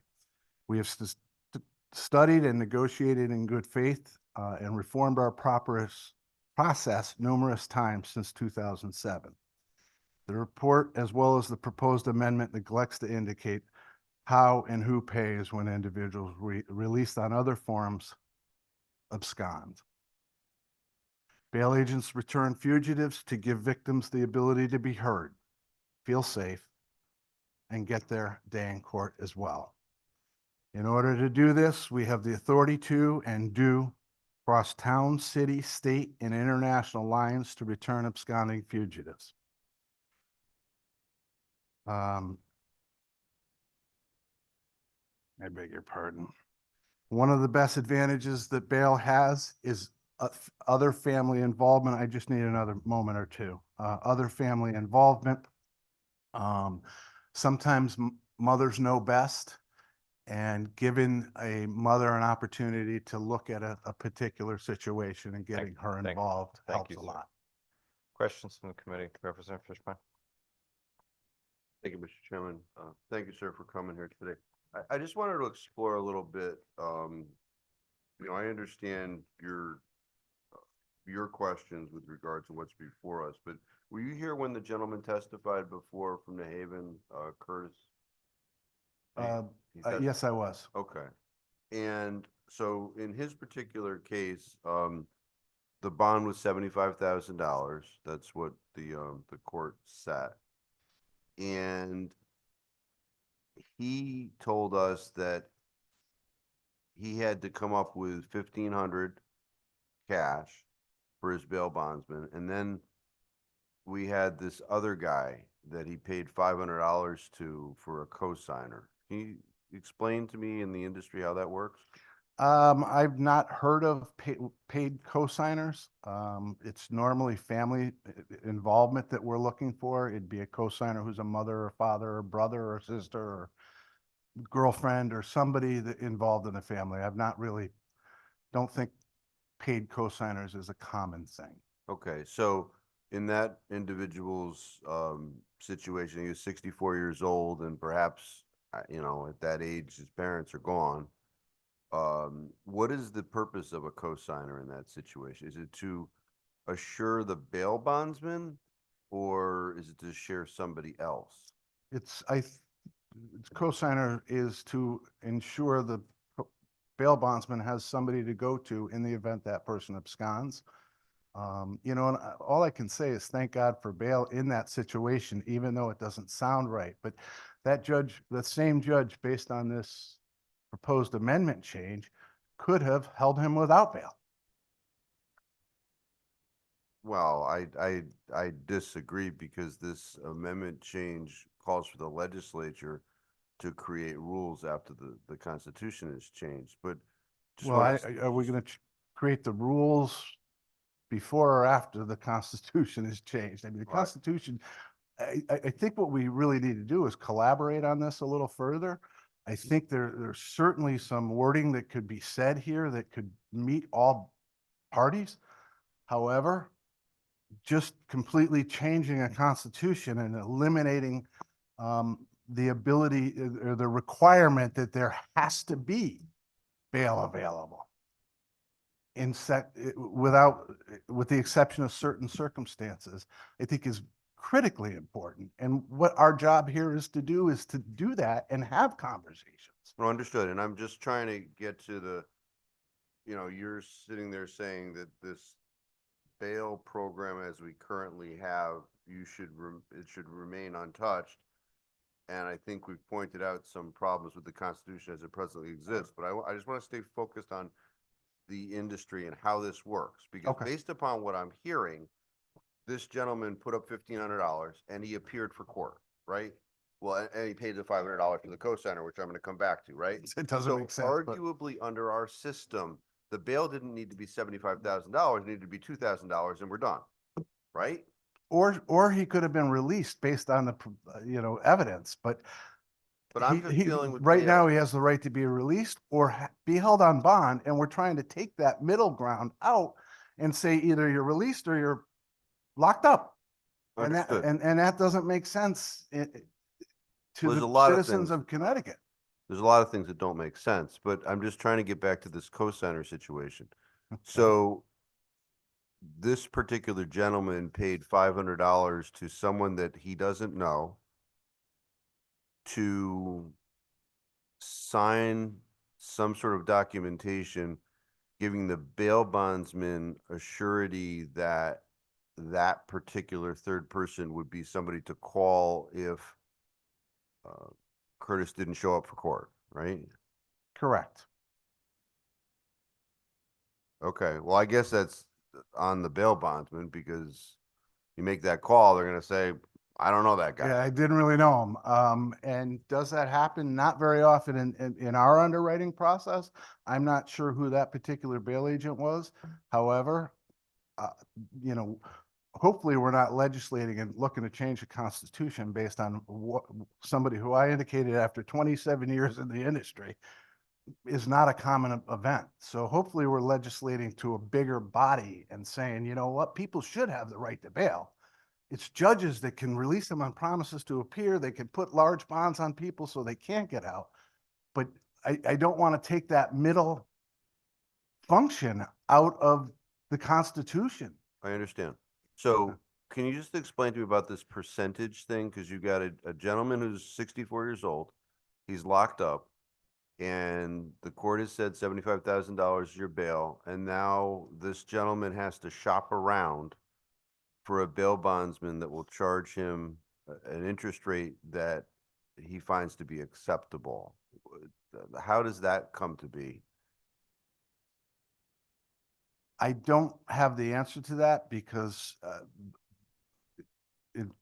we certainly have had legislation in the past that, as well as filed rates with the Department of Insurance, that coincide. And so people are able to charge less, trying to provide opportunity for those of limited means so that they can do a payment plan, they can get out, and we are still holding them accountable for their court appearances. So I really think bail is that sweet spot that really is getting a bad name when we don't set the bonds. We're not the industry that requires that $75,000 bonds. We just try to provide the means for that individual to get out. And quite frankly, on a $75,000, that's a lot of money. But we didn't set the bond. We just provided that ability to be released. But I guess the problem is the judge at the beginning of the situation is thinking, I would think, what is the right number? How much is this individual going to be able to and is appropriate to have skin in the game, right? And if the variable is the percentage, and the percentage is not capped at something, the individual remains incarcerated until they can find somebody who's willing to meet their percentage. And I don't know, when we're dealing with lives and the possibility of somebody getting out, whether or not we should be relying upon that. Because that is a portion of, you say you don't set the bond. If you are controlling the amount that the person is having to come up with, then that naturally comes into the mind of the judge. When he sets a $75,000 bond, he says, well, maybe he'll get a bail bondsman, it'll only take 3%. Therefore, his skin in the game is X, whereas if the industry is the same and the judge says, well, I think this is the reasonable skin in the game, it keeps the variable out. So that's part of looking at the whole. I agree, and I welcome an opportunity to be able to do that, but my statement to that is that HJR 171 eliminates even that possibility. That judge could, for whatever reason, not like that defendant, not like the color of his skin, not like what he wore today, and just say, you know what, we're holding you without bail. I don't read the language that way. So thank you, Mr. Chairman. Yeah, let me follow up on that, because I think, you said it at one point in your question with Representative Fishbein that somehow bail bondsmen are getting a bad name, or that this is some sort of attack on bail bondsmen. I don't read this language that way in the least. Okay, good. I mean, I get you guys are trying to protect your livelihoods, but I think from my perspective, from our perspective, what we're looking at is the system that we have the best one for the citizens of the state of Connecticut? Is it equitable for citizens of the state of Connecticut? Because to Representative Fishbein's hypothetical, I mean, if you set a $75,000 bond on someone, right? My ability to pay a $75,000 bond may be very different than your ability to pay a $75,000 bond. And our system doesn't take that into account. Correct? Correct. So, well, I beg your pardon. It does to some degree, because at least the judge has an opportunity to listen to and hear argument from the defendant. So not that we really, I don't know whether they have financials, but we certainly have a bail commissioner's office that reports on all of that before the bond is set. Their working conditions and previous history. There's a lot of things that go into it that would be eliminated now, because either we're going to hold you or let you go. well, you keep saying eliminated, and it's either hold you or let you go. But I think if you look at other systems who have done this, that's not always the case, right? There are certain conditions placed. There can be check-in. There can be monitoring, etc. It is 100%. not, there seems to be this boogeyman that you're trying to put out there, that it's Not at all. either just, you either lock them up or they're free to go roam the streets. And I don't see that as the case at all. What this resolution says is the legislature, right, shall prescribe circumstances of pretrial release. That may be ankle monitors, that may be certain home confinement, that may be, weekly check-ins. It could be a whole list of other criteria. I mean, do you read this language differently than that? I read it slightly differently, I guess. I think we're both speaking similarly. But I would question the constitutionality of the government putting a monitor on my ankle and following me around. I'd much rather pay a bondsman. We do it now. Pardon me? We I do know it now. we do. I'm not saying, I know we do. I don't know that it's right, but I know we do. There are some But- members of this legislature, like every juvenile is arrested, to have an ankle monitor on their ankles. I agree, but I'm not sure that I'm comfortable personally with the government keeping an eye on exactly where I'm walking, who So I'm let me talking ask to, you where I'm at. one other thing from your testimony that struck out to me. You referenced Chicago's homicide rate. When did bail reform in Illinois go into effect? Well, it's been for years. Illinois had limited No, bail. when did they undertook bail reform recently? When did that go into effect? Just recently, Like within the last year or two, right? yes. Okay. Are you aware that the homicide rate in Chicago peaked in 2021 and it's been on a steady decline since 2021? Limited data, but and certainly through COVID, et cetera, but yes. Does Alabama have cash bail? Alabama, I believe so, yes. I'm not Do you know what the 100% sure. homicide rate? I don't know the Do answer. you know what to the that question. homicide rate per 100,000 people in Alabama is? I don't, sir. It's 16. Do you know what the homicide rate per 100,000 people in New York City is? I don't, sir. Under 5. It's a third of what it is in Alabama that has cash bail. So you seem to have suggested somehow bail reform leads to an increase in homicide rate. That wasn't your suggestion. No, was it? no, Okay, sir. okay. No. You'll agree with Just having the ability, no, we okay. agree with you. You'll agree with me that bail reform does not lead to an uptick in homicides, right? Correct. Okay, thank you. Any further questions from the committee? Representative Porter? Hi, Representative Porter. Hi, and thank you for your testimony. I just have a couple of questions based on some of the things that you mentioned that I'm not really sure what the relation is. So if you wouldn't mind explaining, you talked about New York and what's happening in New York. What was that reference to? Well, I think that we've seen certainly some media of people that have been arrested and they're out prior to the police officer finishing filing the report. So they're in and out. So I know that New York has had some bail reform and it's created some crime increased crime concerns. Okay, increased crime concerns, and you're saying related to the bail and what we're looking at doing here in Connecticut could lean us in that direction. Is that what you're insinuating? I think that we really should take a time to really investigate that further. And I'd be open to try to do that at any time, Representative Porter. Thank you. And then the instance and the example that was used around the $75,000 bond, can you help us to understand how the bail bonds system works? If I have been arrested, I'm in court, a $75,000 bond has been set. From there, I'm coming to you. I'm bringing you what's required. How does it work on your end? Like, this is your livelihood.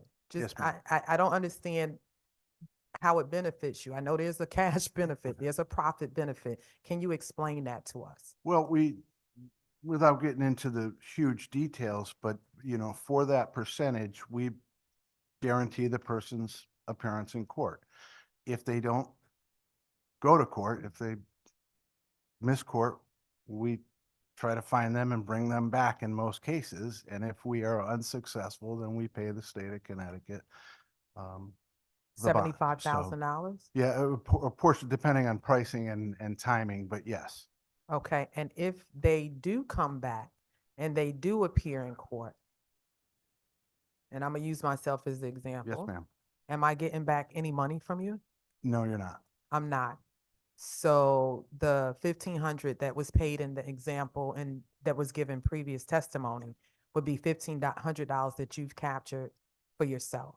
Well, in theory, the premium on a $75,000 is more than that. There was probably a payment plan that they also had to make, and I think he said that he'd been indebted for it. And, I agree that that's a large bond. I don't think that bond should have been that high. Certainly based on his age and all the different parameters that he had. But we didn't set the bond. Bail bonds only provided the opportunity for that person I get to that. get released, so. You provide the service. And I think the thing that really concerns me is the fact that we are saying $75,000 is a lot, but I know bonds that have been set at a minimum of double that. And we're 100%. yeah, and we're talking about 250,000, 150,000, they throw those numbers out like it's nothing. I agree wholeheartedly. But that's not the argument here. I think that really we should have a discussion based on that. There are some states that have bail schedules. And, it doesn't matter who you are or what you are, if you're charged with this crime, this is what your bail is going to be. So you kind of know going in.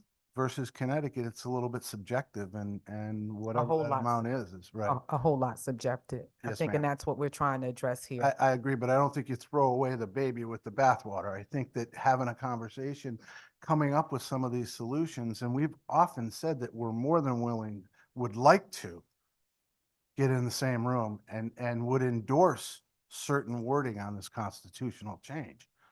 And I think that's an important component that we would love to be a part of that conversation. Okay.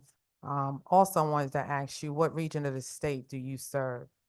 I beg your pardon? What region of the state? Are you statewide? We are Do you have- statewide, yes. We're headquartered here in Hartford, but we have agents throughout the state. Yes, ma'am.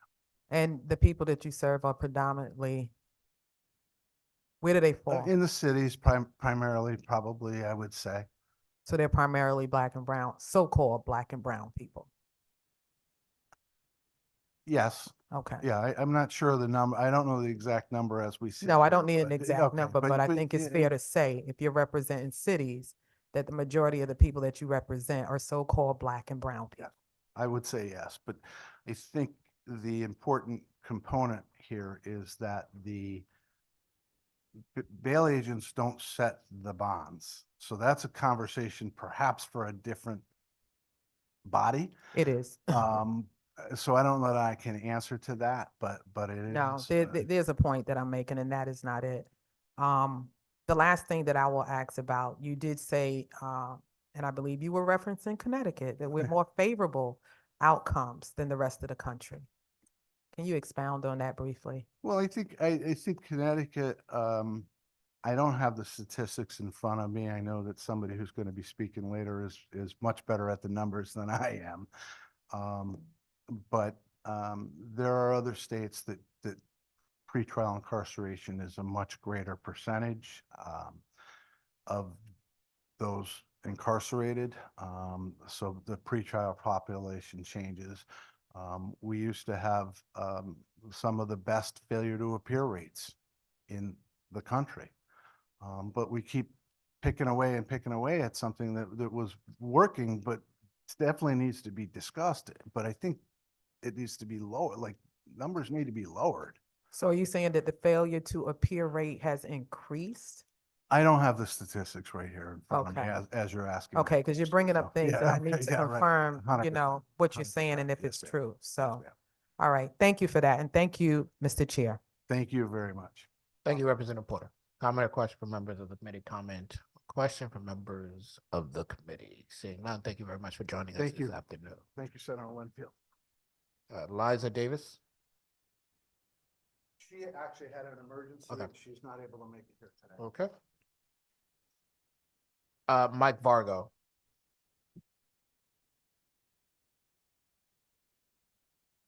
Mike Vargo? Hello, this is Mike Vargo. Sorry about that. Good afternoon. Good afternoon, Chairman Winfield, Chairman Strafstrom, and members of the Judiciary Committee. My name is Michael Vargo, and I am President of Local 1565, which represents correctional staff for the Department of Correction.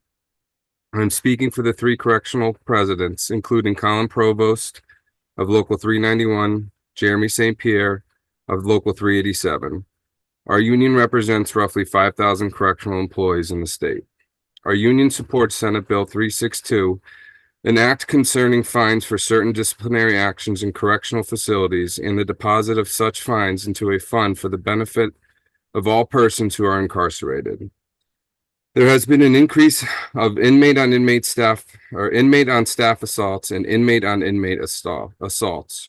We appreciate any bill that acknowledges this and helps staff keep safety in the correctional facilities. The increase in out-of-cell time was put into action without adequate preparation. Staff assaults were up 55% in 2023, while the inmate population has been reduced by 22% during the same time period. The inmate on inmate assault ratio has risen from 2.6% in 2007, to 3.2 in 2023. The increase in out-of-cell time has led to the disruption in correction facilities and the rise in assaults. The facilities were not designed to accommodate this many inmates being out of their cells at once. This means that we have to provide recreation for groups of inmates when the infrastructure of the facility makes it challenging to keep staff and inmates safe. There is no need for more ability to sanction inmates. There is a need for more ability to sanction inmates who engage in violent, disruptive, and dangerous behavior. Outside of facilities, in the outside world, we all face sanctions for bad behavior.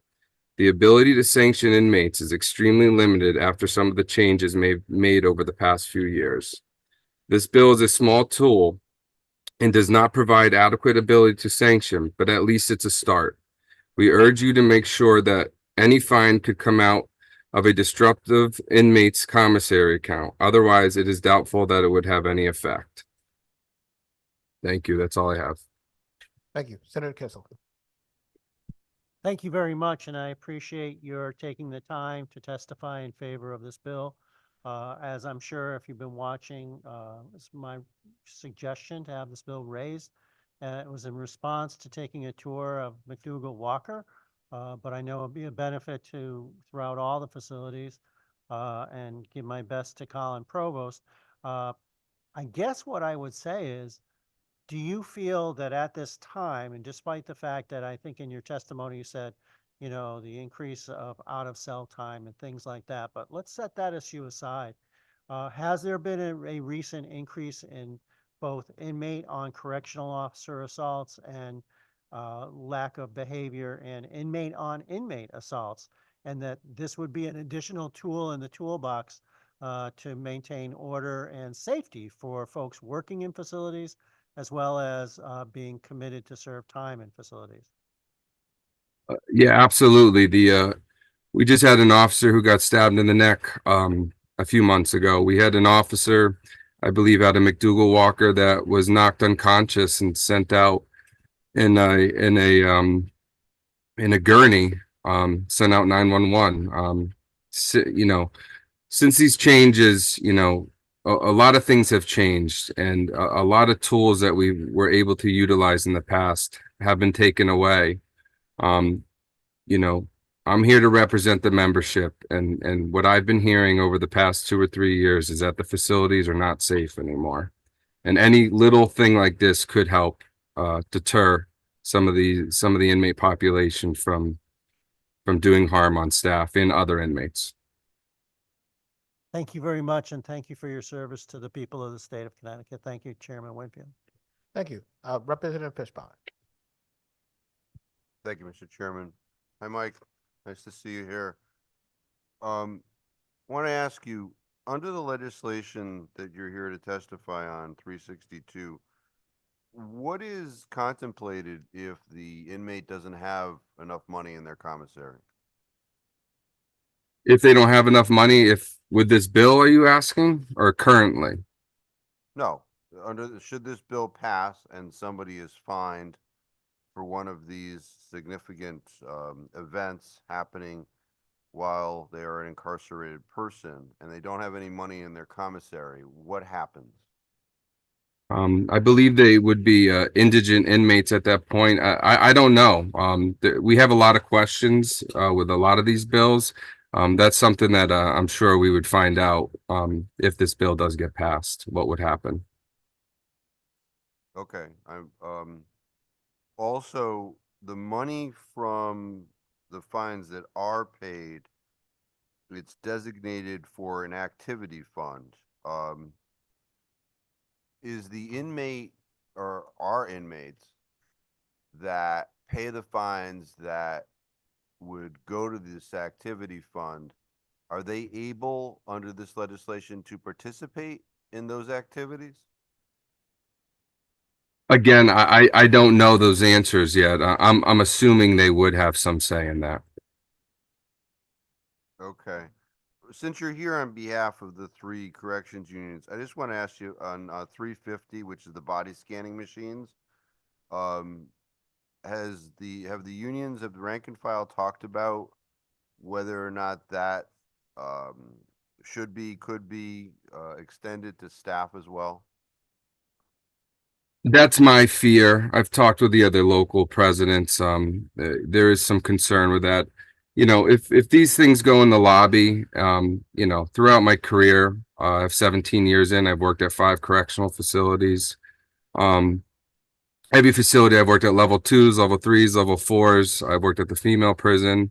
Every facility I've worked at, contraband comes in through the visiting room from visitors.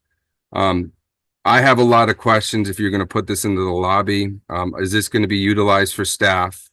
What is the purpose of that? We have sometimes in our roll calls, we have 50, 60, 70 people in a roll call. And, you know, we have start times. I don't see how they're going to be able to scan 50, 60, 70 people and be able to start the shift on time. And, you know, I'm a union guy, and what's going to happen is staff are going to get held over, and there's going to be a lot of grievances filed for staff getting relieved late, and they're going to have to get paid. It's going to cost the state money. Okay, but in the last couple of years, you've had some of your rank and file that have been found to have brought contraband into our correctional facilities, correct? Yes. And how else, I mean, I'm not proposing to strip search those individuals, but do you think that would be of help here if everyone who entered the facility went through a body scanner? I think if an individual wants to bring drugs into a facility, he'll find a way to get the drugs into the facility without going through that scanner. Okay. So then you would be well, I mean, it's a little bit, I mean, you're sort of arguing differently for both. So if a member of the public wants to get drugs into a facility, they'd find a way to do that too, right? I guess so. I mean, again, you asked me the question about the body scanners. I didn't testify to the body scanners. Um, uh, Again, I think it would be a good thing to deter drugs and contraband coming into the facility. Yeah. I just don't want this to be a tool used against my members to try to discipline them for frivolous stuff, in my opinion. I mean, certainly, staff bring, if staff bring drugs in, I don't support that at all. We have good officers. Like I said, I've worked at 5 facilities, 17 years on the job. Most of my members, if not all of them, are professional and do a great job. You know, it's like a any bad other apple. job out there, you're going to have a few bad apples. Sure, and just like the general public. So some of the opposition that I heard about today is, hey, you know, we are innocent individuals going to visit our family members, let's say, that are incarcerated based upon their bad act. Not my bad act, their bad act. So why should I be treated differently walking into that facility? And I got that, right? I can understand that. And if we get to the point that we are going to say, no, you are going to be subjected to this scanning, but then I'm hearing about contraband. I mean, not just hearing about, I mean, when Commissioner Kuros calls me late at night and says, we got a corrections officer that was just arrested for bringing cocaine into one of our correctional facilities, I am beyond concerned. So, you know, weapons, I mean, you just told us about an officer getting stabbed in the neck. I don't know how that weapon got in there. I don't know if it was created there, whatever, but, you know, certainly someone could have brought that in. So just looking to protect everybody here. But I thank you. And also on the Protect Act, you know, it's been interesting.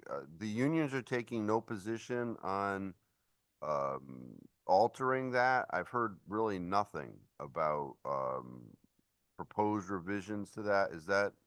Am I correct there on the union's position? I would not say that's the union's position, no.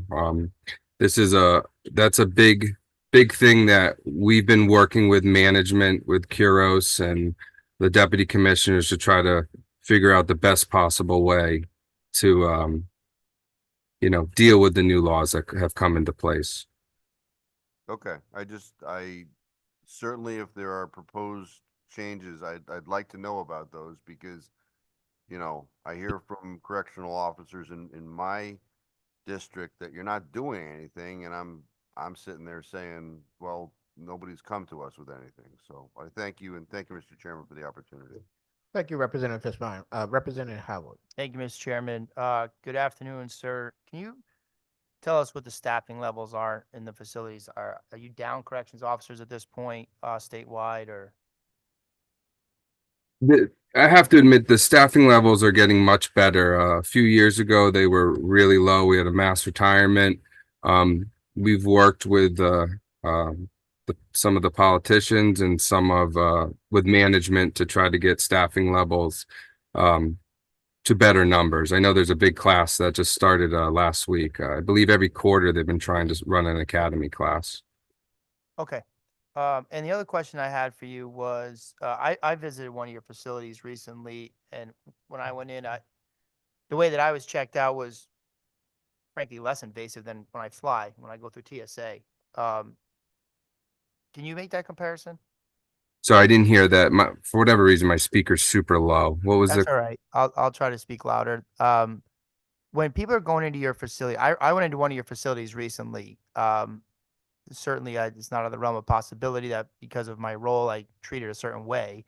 But my question is, can you compare civilians coming into your facility and how they're sort of screened compared to TSA, for example? They walk through a metal detector. Okay, thank you. Thank you, Mr. Chairman. Thank you, Representative. Comment or question from members of the committee? Comment or question, Representative Porter. Kind of guessed you hadn't seen my hand earlier. Thank you, Mr. Chair. Just a couple of questions. And first of all, thank you for your testimony and coming before us today. And just for clarity, which bill are you testifying on today?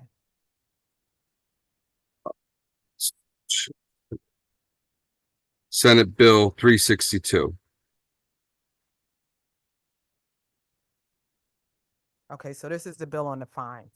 Well, the first thing I want to address, because I think a lot of times when folks come before this committee, we oftentimes and most times hear about inmate on inmate assault, incarcerated people, assaulting staff.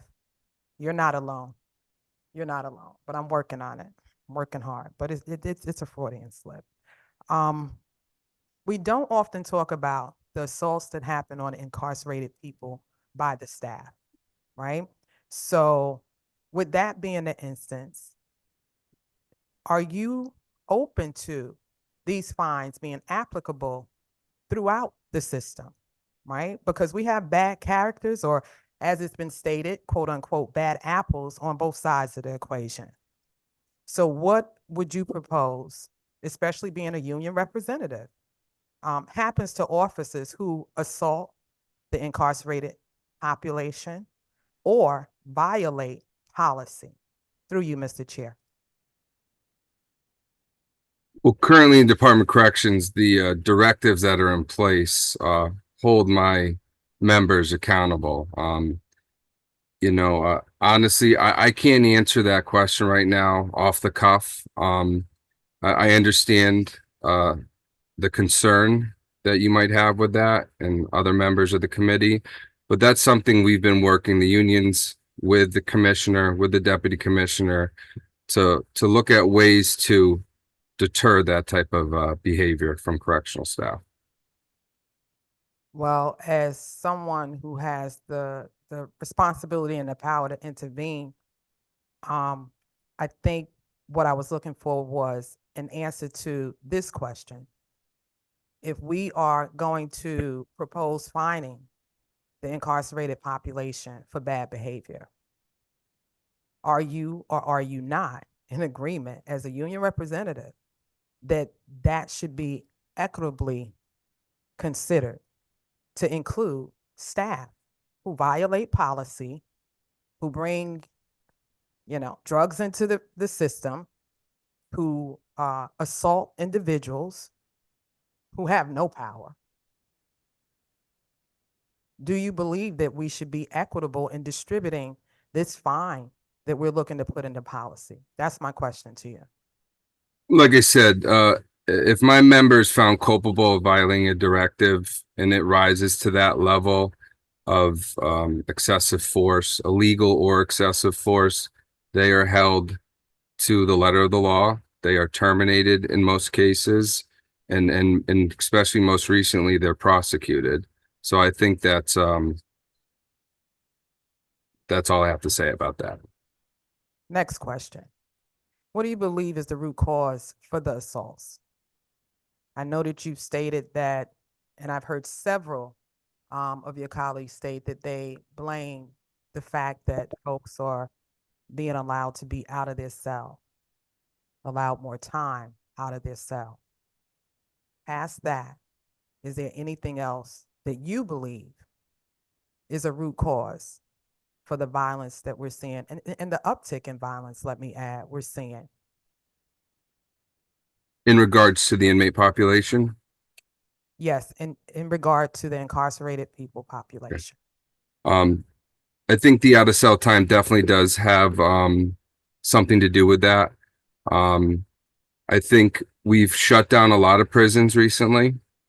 We've taken away a lot of tools for the staff to try to manage some of the inmate population.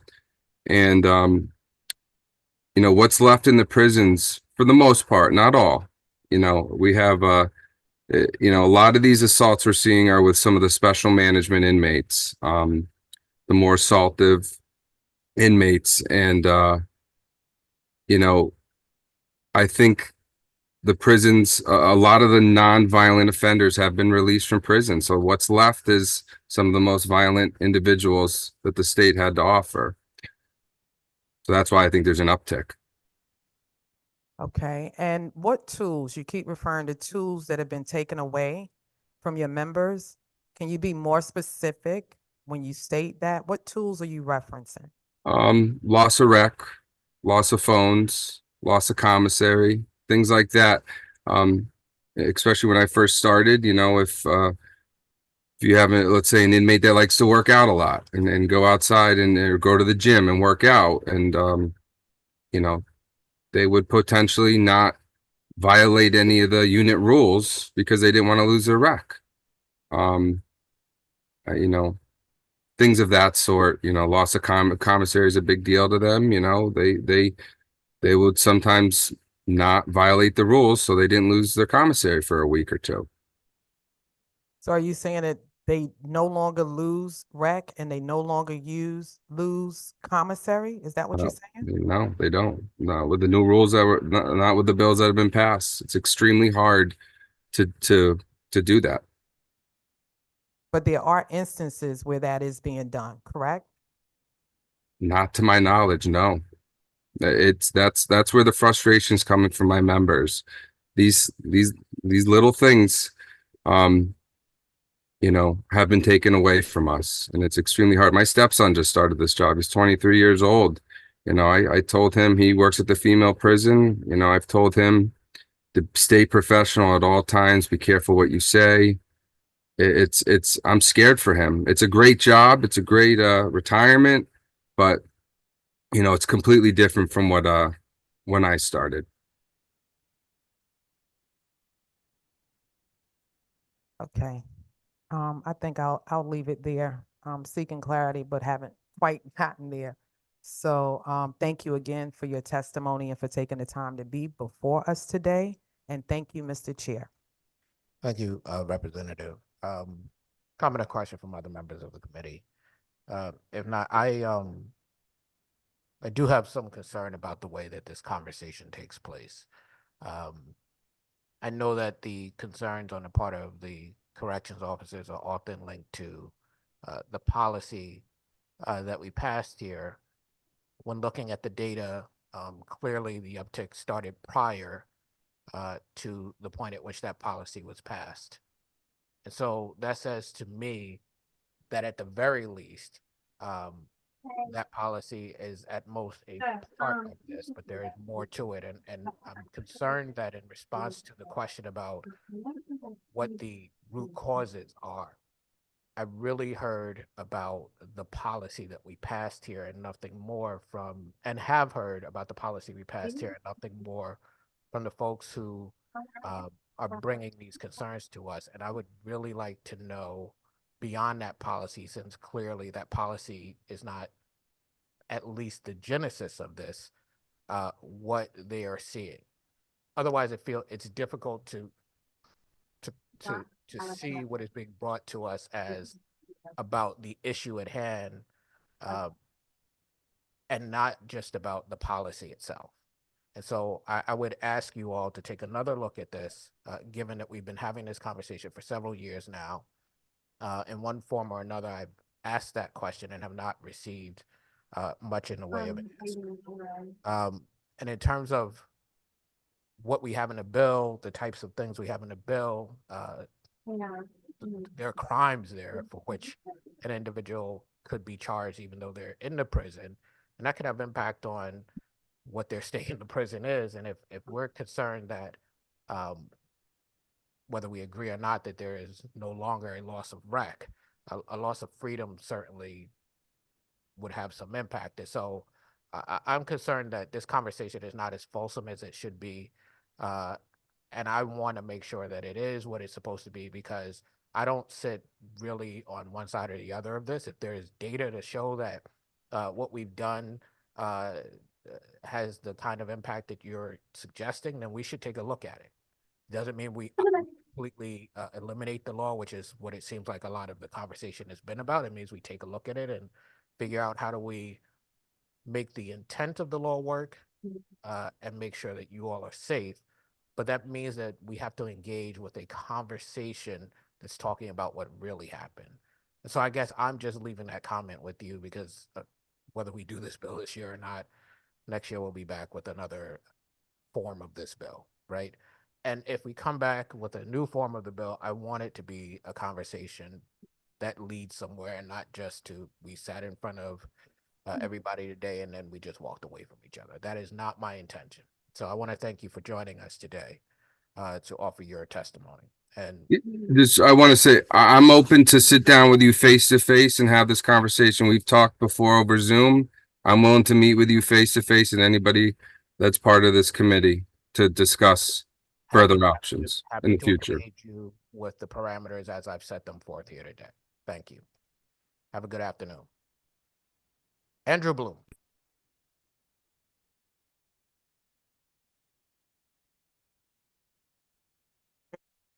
Co-chairman Winfield, Stastrom, Senator Kissel, Representative Howard, Representative Porter, and Representative Quinn.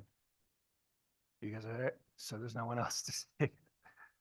I would like to express my following thoughts opposing House Joint Resolution 171, a constitutional amendment eliminating people's right to bail. My name is Andrew Bloom. I've been a bail bondsman, bail enforcement agent for over 27 years.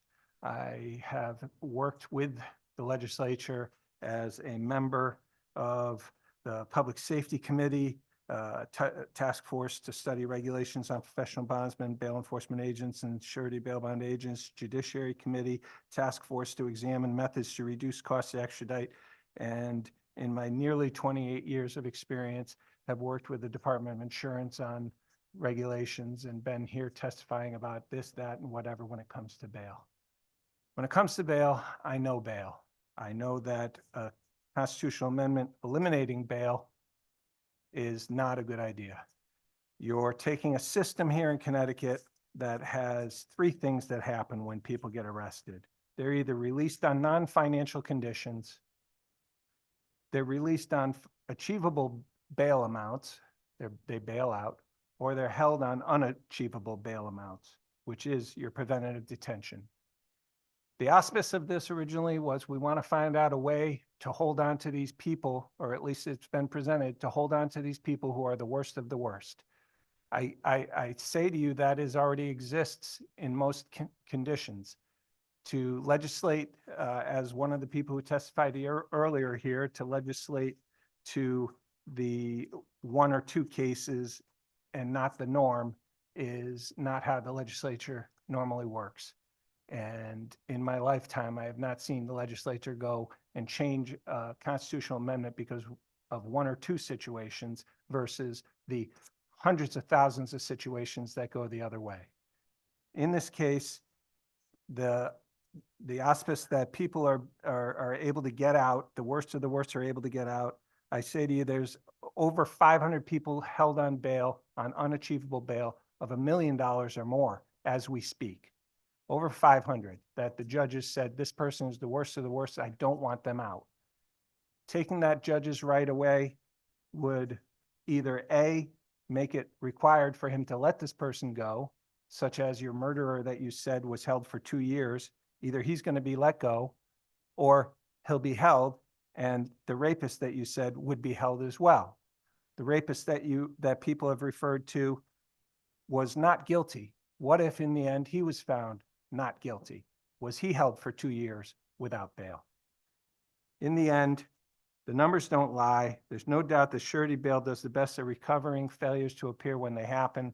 I have numbers, lots of numbers. That's what I am. I'm the numbers guy. When somebody else earlier testified, my colleague Dan said that someone else would have numbers. I've got more numbers. I pull them from the state's own websites, from the data website on the state of Connecticut. I might Thank you, not have sir. everything today that you'll ask for, but I'd like a seat at the table rather than being on the menu. Well, sir, let me respond to that. I don't think anybody has said anyone is on the menu. No one is ever on the menu in this committee, as far as I'm concerned. I beg to differ. You've said publicly in the news that you want to eliminate cash bail. That's putting us on the menu. I do think a system without cash bail would be more equitable. That is So we're on the absolutely menu. correct. Representative Howard? Thank you, Mr. Chairman. Thank you, Mr. Bloom, for being here. You bring up an interesting point that really hasn't been talked about around this conversation. Well, at least not today. I should clarify. At least not today in the conversations that have been had by individuals who testified. So, and I think it's important for everybody on this committee and really everybody interested in this to understand this portion of it. So if I get arrested tomorrow and I use a bail bondsman to make my bail and I pay him a percentage and we've already sort of vetted out how that works. But then I decide that I'm going to go to Texas. And let's just say my charge is a third-degree robbery, a felony, violent felony, but not homicide. And I take up in Texas. How often is Connecticut going to go extradite me from Texas? Do you know? Very seldom. The state of Connecticut doesn't put anybody into NCIC as extraditable as a rule unless they're requested or if the charge is extremely serious. If you have somebody that's on a minor charge, when we get our failures to appear and we look at them, 19 out of 20 times this person is not extraditable, whether or not it was a felony or not. All right. So let's just vet this out quickly. So I get out on a promise to appear, say, or a non-surety bond on my robbery third, and I go to Texas, and I never come back to Connecticut on my own. I don't decide to come back. I don't turn myself in. I don't come here for vacation. How often am I getting prosecuted? You're not. Okay. The state of Connecticut does So- not extradite these people. They get arrested in Texas, they're let go because Connecticut didn't bother putting them into NCIC as extraditable. And even when they are in NCIC as extraditable, a lot of times state of Connecticut chooses not to extradite them. I agree. All right. So now let's play this out a little bit different. I get arrested for robbery 3 today, and I get a $50,000 bond, and I pay you, 5%, whatever, some number, some payment to you that you keep, whether I show up or not. And then I go to Texas. What happens now? I've personally been to Texas and brought people back. That's what we do. Why is it different? Because we have skin in the game. You have skin in the game, meaning if I don't show up, you owe the state of Connecticut the remainder of my bond, right? We owe the remainder of the bond while the 7 and 10% don't. Okay. And how come a police officer can't come to Texas and just bring me back to Connecticut, but you can? Because they're required by due process to apply for an extradition warrant and use the Universal Extradition Act to have the person brought back, while we as bail bondsmen have a contractual agreement with the defendant that they are under our custody. They're delivered to us when we bond them out by virtue of a bail bond. They're similar to a probation or a parole officer, a parolee. They're under our custody, which gives us the ability to bring them back and surrender them as Taylor versus Tanner has affirmed in Supreme Court. So if I have a $75,000 bond on my robbery 2 charge and you're my bondsman, do I sign some sort of power of attorney or some civil agreement with you to give you that authority You over do. me? I do. And do you have the numbers of how many individuals were, I'm going to use the word extradited. I'm not sure it's the right word in this context. How many individuals were brought back to the state of Connecticut by a bondsman or a bail enforcement agent under that agreement, as opposed in comparison to the number of people who were extradited by the government? I don't have the number of how many people were extradited from another state. What I have is the number of people who the cases were adjudicated, they were brought back and returned to custody of Connecticut, which those numbers are 93% by surety bondsmen versus only about 50% on promises to appear. Right. Well, that's back to the skin in the game thing. But legally, if I have a failure to appear warrant and I'm in the state of Connecticut, it takes work and it takes time and money. But police officers could go and find me and perhaps do search warrants in different houses and et cetera to find me and get me back. But they really just can't do that without an extraditable process, which gets extremely expensive for them. For example, I myself have extradited somebody from Florida, so I had to get paid with somebody else to fly to Florida, accommodations to stay there, and then paid to fly back with this individual. Right, that costs the town that I work for some amount of money, or whoever paid it, maybe the state did, I don't know, so I'm glad that I asked you these questions because that is one aspect of this I think needs to be considered as far as justice for victims when we talk about people absconding that needs its due consideration. So thanks for your, go ahead. If I might say, a number of years ago, I was on a task force put forth to discuss the costs of extradition, the costs of a task force to reduce the cost of extradition. And we had presented the legislature with a bill that would come up with a solution to help deflect any costs of somebody being extradited back from another state and put that cost onto the bail bondsman if they were on a bail bond.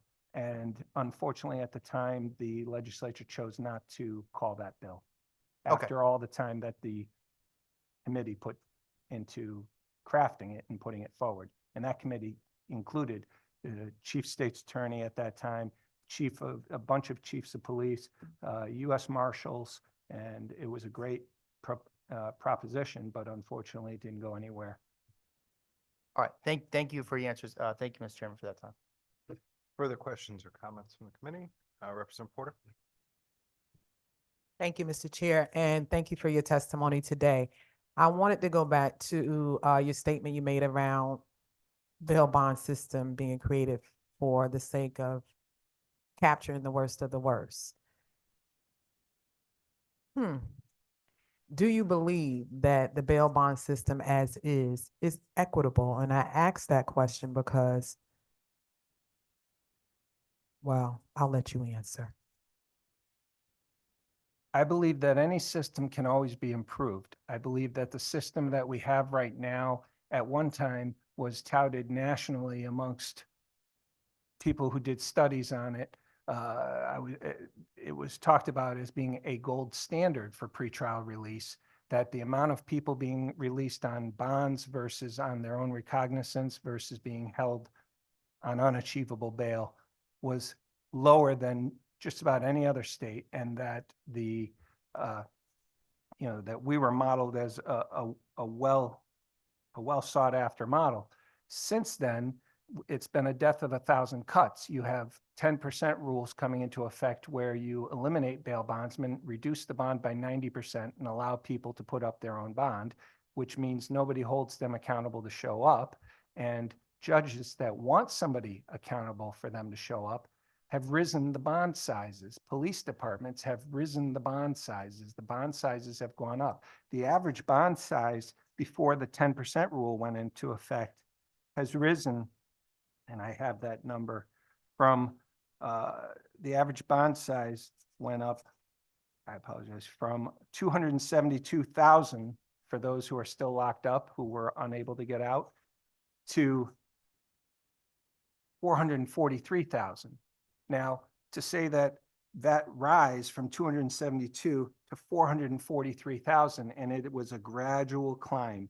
That climb only coincides, the only thing that has changed has been the 10% rule, the 7% rule, and the 30% cash only rule. Those are the only things that have happened in bail to cause pretrial release to have increased that much. To compare pretrial release to the amount of people who are incarcerated, those are two different numbers. That's not that number doesn't speak to the amount of people who are locked up. The amount of people who were incarcerated in 2020 before the 10% rule went into effect was 3,059. The amount of people locked up now, as of March 1st, was 3,741. That's an increase of just about 700 people. What's happened during that time? It's not that bail bondsmen are bailing people out or not bailing people out. It's that during that time frame, judges are setting bail higher because they want somebody accountable to make sure this person shows up. Police departments are setting bonds higher. I've got people setting bonds at $55,000 now. It's an amount that in 27, almost 28 years, I've never seen before. But all of a sudden, $55,000 is the new $25,000 because they want to make sure somebody's responsible to make sure this guy shows up. If he doesn't, they knows that somebody's going to go get him and bring him back so the victim has their day in court. So to say that, you know, there are people that believe in the value of bail. And yes, some bonds should be lower. These bonds should be lowered. They're high. They are ridiculously high. But they're ridiculously high because of the actions that are being taken that are forcing the judges and the police departments to set higher bail because they value us bringing the people back. Well, I represent a district that is very, I mean, on one side of my district, I have people that pay 40 to 60,000 in property tax a year. On one side of my district, I have people that don't make that in an entire year, right? So when we talk about the increase in bonds and the purpose of that, my initial question to you was, is the bail system as it currently stands equitable? Because if you live in Prospect Hill in the 94th district, $55,000 attainable for a bail bond, right? Something they can take care on their own. They don't need a bail bondsman. But if you're talking Newhallville, that's a totally different story. Now we have to come and see a bail bondsman because we don't have that kind of money laying around. Right. So my question to you initially was, is this bail bond system that we currently use in this state, that currently exists in Connecticut, would you say it is equitable, or does it need tweaking? Does it need addressing? Like I said, there are always things that can be tweaked and addressed. And I do believe that this system could be tweaked and addressed. Okay. But by eliminating it, that's not tweaking and addressing it, that's eliminating it. If you want to tweak it and address it, let's talk about bail schedules. Let's talk about getting these judges to set bonds that are attainable. Let's not talk about eliminating bail. So does this bill talk about eliminating bail? This bill removes bail as a constitutional right. It removes it, and in every state that's gone and tried to do it, that does this, it eliminates bail. And again, it has been put out there to the press that the goal is to eliminate bail. So we're going to do that by making a constitutional amendment, and we're going to eliminate cash bail. So that's what it's doing. Okay, it is my understanding that it would come back to this body and that we would determine what that should be. That's my understanding, but I do hear what you're saying. I do understand your concerns, but I hope in return that the concerns that you're hearing are understood as well. I understand those Okay. concerns, and I welcome the opportunity as an industry expert to sit down at that table and talk about ways that we can come up with that are short of eliminating bail, that are finding a way that bail is more equitable. And we've done that with payment plans. We've mandatory 33% or 35% down for a payment plan, taking a $100,000 bond, letting somebody get out with $2,500, taking a $5,000 bond, saying they can get out with $175 and work from there. We have done that. We've offered ourselves up. We've put ourselves out there with, taking less and less and less, but it's never enough. It's always less and less and less until we just wipe you out, which is the ultimate goal. And if we weren't If we didn't feel that was the ultimate goal, we wouldn't be here in front of you today. If we were allowed to come to the table and work on equitable ideas, we'd be there. We're just never invited. We're just on the menu. Well, I welcome that invitation, and not going to speak on behalf of the chairs, but I do believe, that is a resounding sentiment throughout this committee, that we are willing to be at the table and hear further what your concerns are. But again, thank you for being here today. I do appreciate your testimony and the points that were made. Thank you, Mr. Chair. Thank you, Representative. A couple questions, follow-up questions on that. So you referenced sort of these 1,000 cuts, and then you discussed the 10% cash bail rule. You are aware that was not a rule passed by this legislature, correct? Yes, I'm aware of that. However, this legislature was sent information about that rule coming and did not act upon it. Okay, so it was a decision made by the judicial branch, right? That's correct. This Okay. legislature could pass a rule or pass a law to eliminate that and stop them from doing that. We could? Where in the Constitution does it say we can do that? That you could pass a law? Yeah. You're familiar with the concept of separation of powers? Yes. Okay. We have three co-equal branches of government, right? We've got an executive branch, we've got a legislative branch, and we've got a judicial branch. To me, arguably the most important lines of this entire bill or resolution before us are lines 20 and 21. Do you have the resolution in front of you? I apologize. I don't have it in All right, front let of me me. read it. The General Assembly may prescribe by law procedures, terms, and conditions applicable to pretrial release and the denial thereof, right? Right now, there is a very significant open question about whether bail and pretrial release and the entire system is the purview of the judicial branch through rulemaking or through the legislature as the elected representatives of the people with respect to setting policy of the state. Most of the cuts, as you describe them, that you've talked about, those are decisions made by the judicial branch. So take, for example, the fact that judges are now trying to get above the $50,000 cutoff that was set, again, by the judicial branch by setting bail at $55,000. That's not a directive from this legislature, right? No. I mean, we never weighed in and said $50,000 is some sort of magic number, did we? No, you didn't weigh in at all. Right. That's the point, is what this constitutional amendment prescribes is it requires the legislature to step in. It settles once and for all the constitutional question of who prescribes bail rules. No, it doesn't. It doesn't use the word bail. It uses pretrial release. Okay, pretrial release system.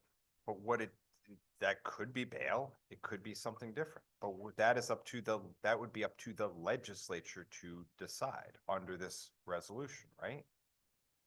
It would be up to the legislature to decide, but you're writing a blank check and not allowing us to know what your plans are in the future. And when the only plans we hear is you talking to the press about how you're going to eliminate cash bail. And when I say you, I don't mean you per se.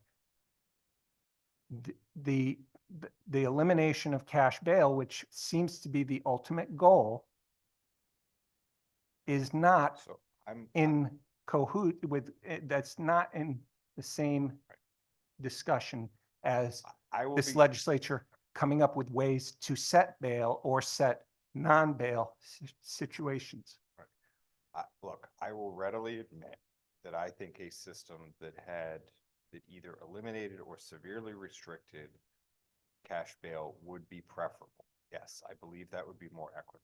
But I am one of 186 legislators in this building, and frankly, there's no guarantee I'll be back here when we come back in January. We have an intervening election, right? So, with that said, let's focus less on me and let's focus more on the bill, on the resolution before us. And I guess my question is to you, who should provide oversight over the pretrial release system? Should it be the legislature through statute, or should it be an unelected judiciary?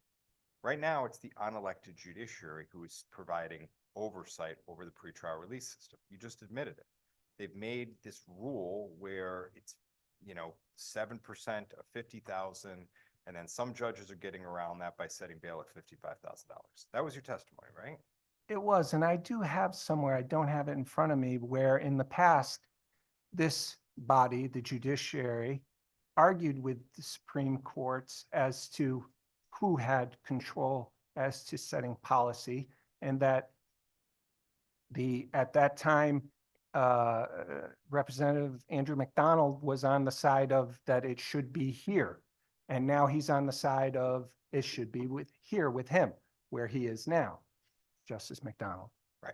So the way to settle that would be for the voters of the state of Connecticut to enshrine it into the Constitution, who has oversight responsibility. So are you saying that there's nowhere that says where there's oversight? Because I believe that if you go through right now through the statutes, statutorily, there is somewhere that it says in there that judiciary holds this, not. I think there's a Supreme Court decision where the judiciary believes they do. So But we're then- going by Supreme Court decisions, just like we did when we talked about bail being too excessive. But then there was a action by this legislature last year to essentially revoke the 10, or 7% cash bail rule with respect to certain serious firearm offenses. And we mandated that it has to be 30% in those instances, right? So this legislature does have the ability to set that instead of the Supreme Court. Hasn't been tested yet. Was it not tested with the 30%? No, hasn't gone up on appeal. Nobody's appealed that yet. Okay. So my point to you, sir, is I hear, but you're talking about these 1,000 cuts, and how a system has gotten whittled away. I would submit to you what we are trying to do here is reset the playing field, reset an ability to have an honest, frank conversation about what a pretrial system should look like. Where the antiquated constitutional language that says you're entitled to bail unless you've committed an offense that no longer exists in Connecticut, and makes clear that it is the legislature as the elected policymaking branch of government, as opposed to an unelected judiciary, is going to set those rules. And if you want a seat at that table, then I don't see a reason why you can't. I think what I keep hearing from the industry, though, frankly, is everything is working fine, leave us alone. I don't say that everything works fine. I say that things that were working better are working worse now than they were. The result of different things, not entirely, mostly because of judges and police setting higher bail. One of the reasons that Representative Porter talks about inequity, more people of color, black and brown, as she would say, are being held. That's because bail is higher. And why is bail higher? You have to look at the root cause as to why the bail is higher. There's a reason the bail is higher. So addressing that, not eliminating bail, but addressing the fact that the bail is too high in the first place, and let's find a way to bring those bounds down.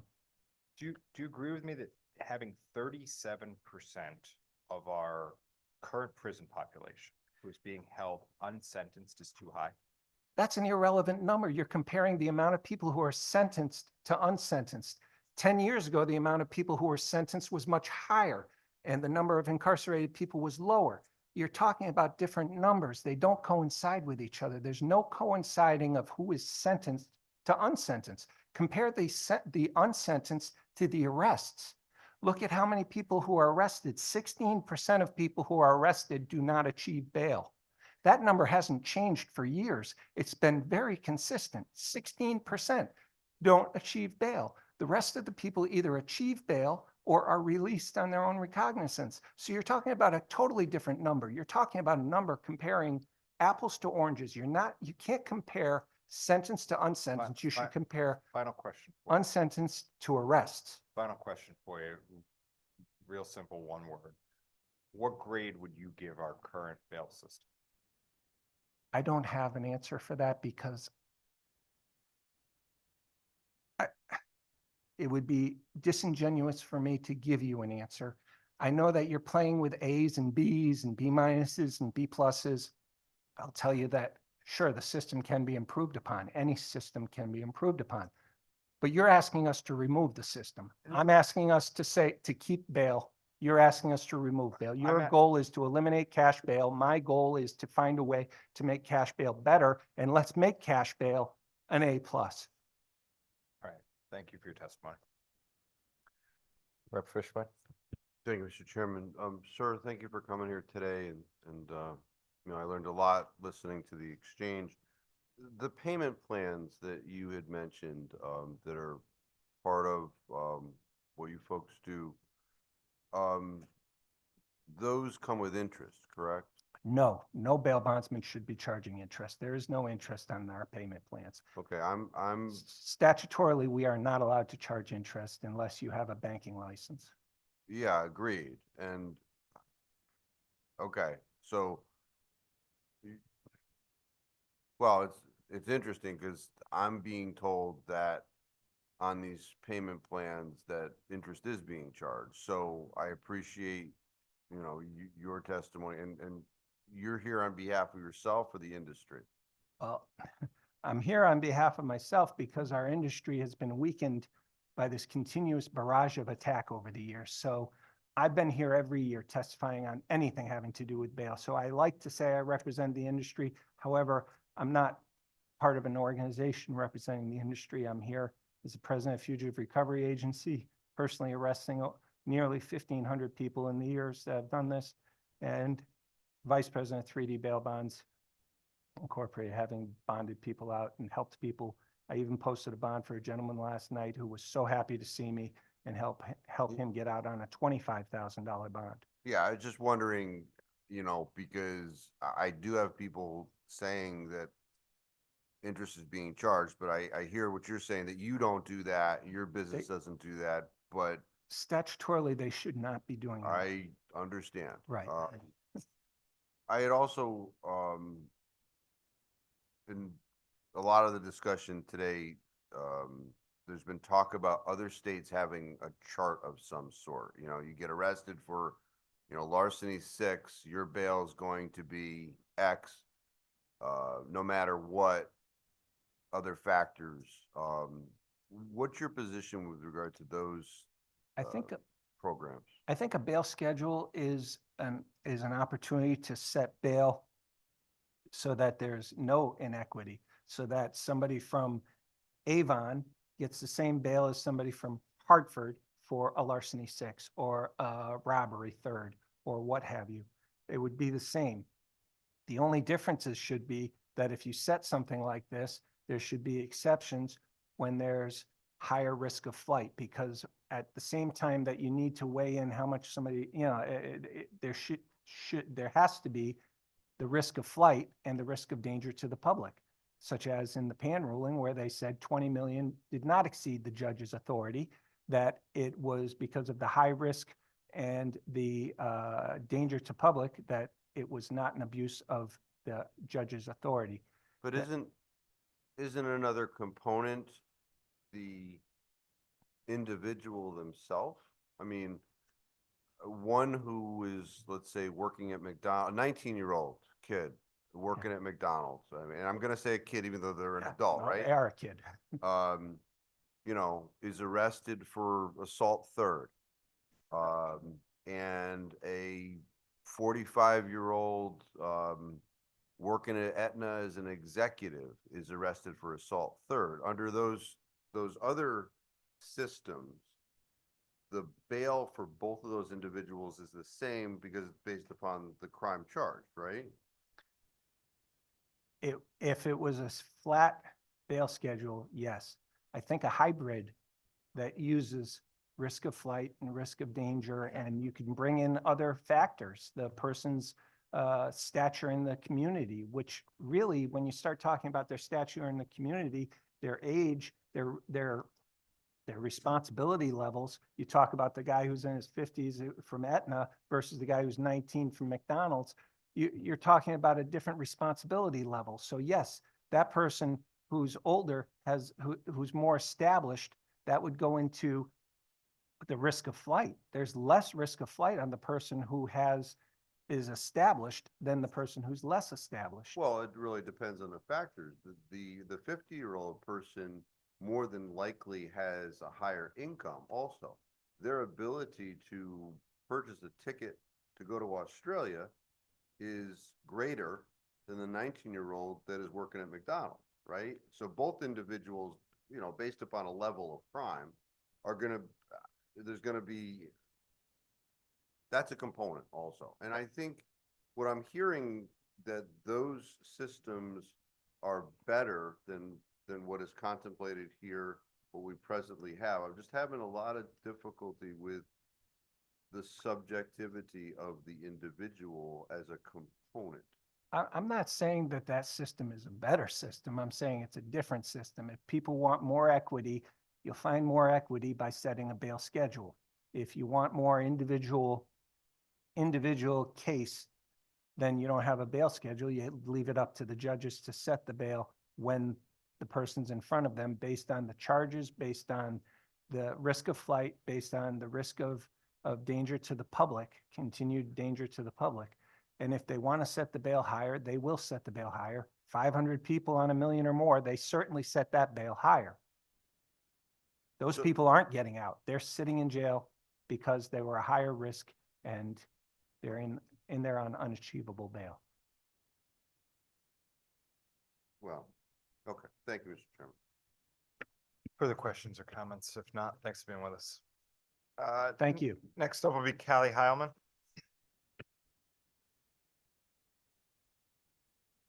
Hi, how are you? Can you hear me? Yep, go ahead. Okay. Good afternoon, Senator Winfield, Representative Staffstrom, Ranking Members Senator Kissel, and Representative Fishbein, and all the esteemed members of the Judiciary Committee. My name is Callie Heilman, and I am the co-director of Bridgeport Generation Now. We are testifying today in support of HB 5466, which gives state prosecutors 6 months to bring charges of election crimes after the State Elections Enforcement Commission concludes an investigation. In conversations with Representative Staffstrom, he emphasizes that the only thing that deters crime is the enforcement of laws. And in Bridgeport, we know firsthand how the lack of law enforcement around the criminal statutes that govern absentee ballots has led to the destruction of our local democracy and resulted in the complete chaos that we saw during our 2023 elections. In 2019, evidence was presented in Superior Court during the Lazar v. Ganim trial, which showed that political operatives working for the Ganim campaign were breaking absentee ballot laws in order to target, manipulate, and control how voters were voting. At this trial, Kadeem Graham, an 18-year-old Bridgeport voter, testified that he was not qualified to vote using an absentee ballot, but no one told him of the qualifications. Under oath, he said that City Council Representative Alfredo Castillo approached him to sign up for an absentee ballot. Mr. Graham testified that he never completed the application and that it was fraudulently completed for him. Mr. Graham then testified that Alfredo Castillo called him every other day until the ballot arrived, and when it arrived, Castillo came to his house and took Kadeem's uncompleted ballot with him. This is just one example of shocking testimony of criminal acts that was presented during this 2019 trial. In his ruling, Judge Stevens said that the evidence presented was, quote, illegal and disturbing, and that the plaintiffs were successful in identifying serious election law violations. These election law violations, the trial transcripts, and the evidence were all compiled into a complaint to seek, on top of multiple other complaints that the Secretary of State, Denise Merrill, and then candidate Senator Marilyn Moore had submitted. And so while the 2019 primary election was not overturned, Bridgeport voters still awaited justice. And we waited, and we waited. And it wasn't until June of 2023 that we learned that the State Elections Enforcement Commission had completed its investigation, which resulted in the commission recommending to the chief state's attorney that criminal charges stemming from the 2019 election be brought against now infamous Wanda Jeter Pataki and Alfredo Castillo. We were shocked. At that point, the statute of limitations on any misdemeanor crimes had long since expired, and the statute of limitations on felony charges, which is 5 years, is quickly running out. If SEEK needs years to complete its investigations into election crimes, then we must give the state's attorney appropriate time to bring charges. We support HB 5466 for the simple reason that we are living it. If Bridgeport voters are ever to get justice, we need all the tools in our toolkit to enforce these laws. Thank you. Thank you. Questions from the committee? Questions from the committee? Seeing none, Callie, I just want to thank you for your advocacy and certainly support on this bill. You know, there's some testimony that's been submitted to post this from the Public Defender's Office. I don't know if you've had a chance to review that yet or not, but I think they raise a more general concern to extending statute of limitations more generally, which generally I agree with. But in this specific instance, what we're really looking at is the finite situation where you have an investigation being conducted by what amounts to almost a civil investigation by SEEK, where they may uncover certain conduct that would not otherwise be investigated by law enforcement, and the statute has then run. Is that right? Yes, that's correct. Okay. So this is not an attempt to generally extend statute of limitations, or frankly, even to extend the statute of limitations for all potential election-related crime. This is just an attempt to deal with that limited circumstance where SEEK has conducted a civil investigation. They have found conduct that could amount to criminal conduct, and they want an opportunity to have that reviewed in short order by the state's attorney to determine whether to prosecute, right? Yes, that is correct. Okay. All righty. Further questions or comments? If not, seeing no objection to my leading questions, I believe I appreciate being here today. Thank you, and thank you for this opportunity. Olivia Rinks.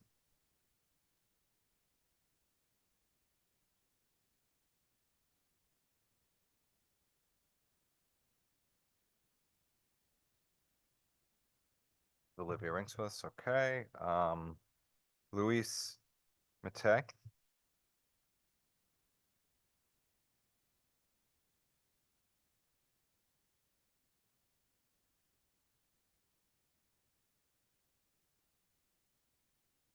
No moment of silence this time, I promise. All Good good. afternoon, members of the Judiciary Committee. My name is Louis Matei Jr. I'm a formerly incarcerated advocate, consultant, researcher, as well as a smart justice leader with the ACLU. I was incarcerated in this state from 2002 to 2022. I spent the last year as a researcher for a nonprofit organization doing higher education and prison work. And during a conversation with one of our executive directors, he said to me, from the things he learned about Connecticut is that the way they treat their incarcerated population, it seems like they're a red state disguised as a blue state. And then when I went to Atlanta to another higher education and prison conference, and I was asked about my work with the Commission for the Future of Higher Education and Prison for New England, I was asked, was it New England or New England and Connecticut? This is the sentiment that that is projected by our politics. And here we go, we're at it again. I'm here to talk about a couple bills, but first, Senate Bill 362, an act concerning fines for certain disciplinary actions in correctional facilities and the deposit of such fines into the fund for the benefit of all persons who are incarcerated. This is yet another way for this legislature to step in and impose another oppressive policy upon one particular demographic without consulting them to ascertain the possible disparities. It is a way for the DOC to avoid their responsibility to rehabilitate their population and instead tax those that they deem the most problematic.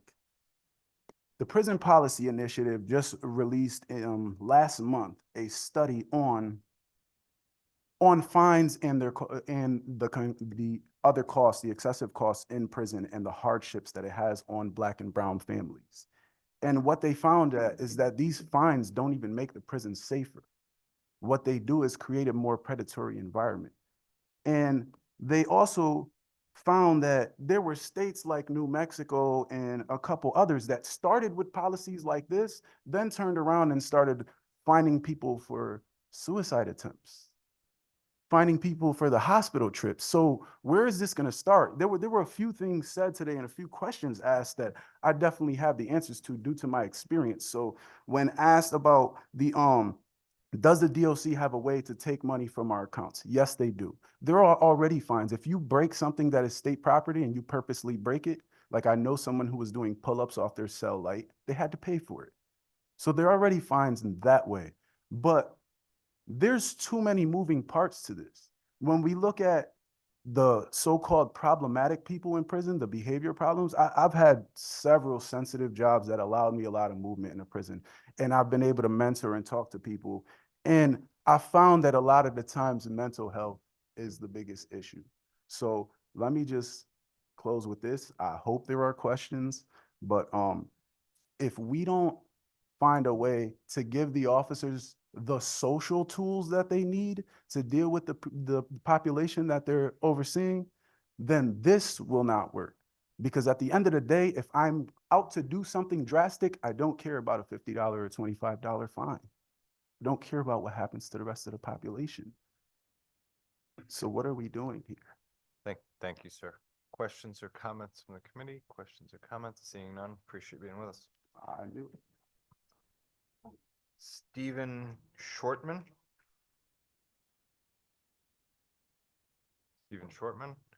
Jameen Davis.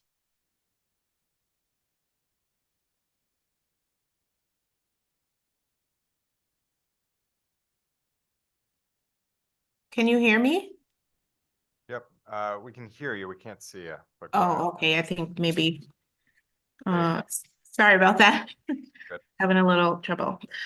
Good afternoon, Senator Winfield, Representative Staffstrom, Ranking Members Kissel and Fishbein, and all of the members of the Judiciary Committee. My name is Jameen Davis, and I'm the co-director of Bridgeport Generation Now. My co-director, Callie, just spoke earlier, and we are here to testify in full support of HB 5466. 6 months ago, in the middle of a hotly contested Democratic primary election for mayor in Bridgeport, 2 videos began circulating on social media that appeared to show Bridgeport political operatives engaging in absentee ballot fraud in the days leading up to the September 12th election. One video appeared to show Democratic Town Committee Vice Chair and City employee Wanda Jeter-Pataky stuffing bundles of envelopes into the absentee ballot drop box. And the second video appeared to show Councilwoman Maria Pereira going through someone's mail, allegedly looking for an elderly woman's absentee ballot, presumably to take the ballot with her. State law makes clear that only the voter's immediate family and caregiver may assist the voter, and instructs that no one other than the voter or the voter's designee should take possession of a ballot or deliver a completed ballot. State law also states that if people willfully violate laws governing the handling of absentee ballots, they shall be guilty of a Class D felony. The 2019 absentee ballot scandal detailed by my colleague, plus these videos from 2023, put the integrity of Bridgeport's elections in serious doubt. This doubt caused candidate John Gomes to file a lawsuit asking the court to order a new primary election. And on November 1st, a Superior Court judge did in fact order that new election. Judge Clark's decision came after evidence showed not just Wanda Jeter-Pataky, but also another city councilwoman, Anita Martinez, allegedly stuffing absentee ballots into drop boxes located around the city. Both Ms. Jeter Pataki and Ms. Martinez pleaded the Fifth Amendment over 70 times while under oath in response to questioning about their behavior.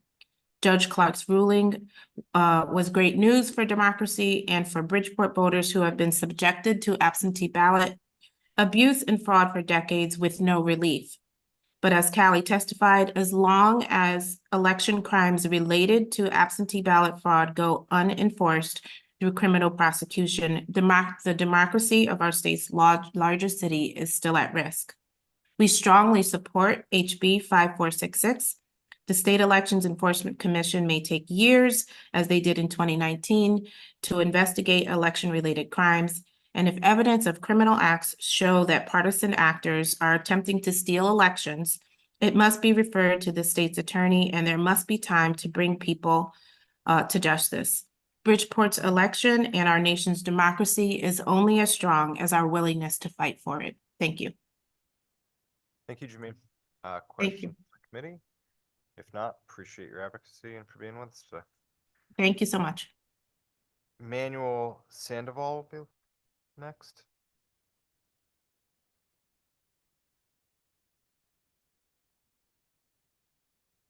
On mute.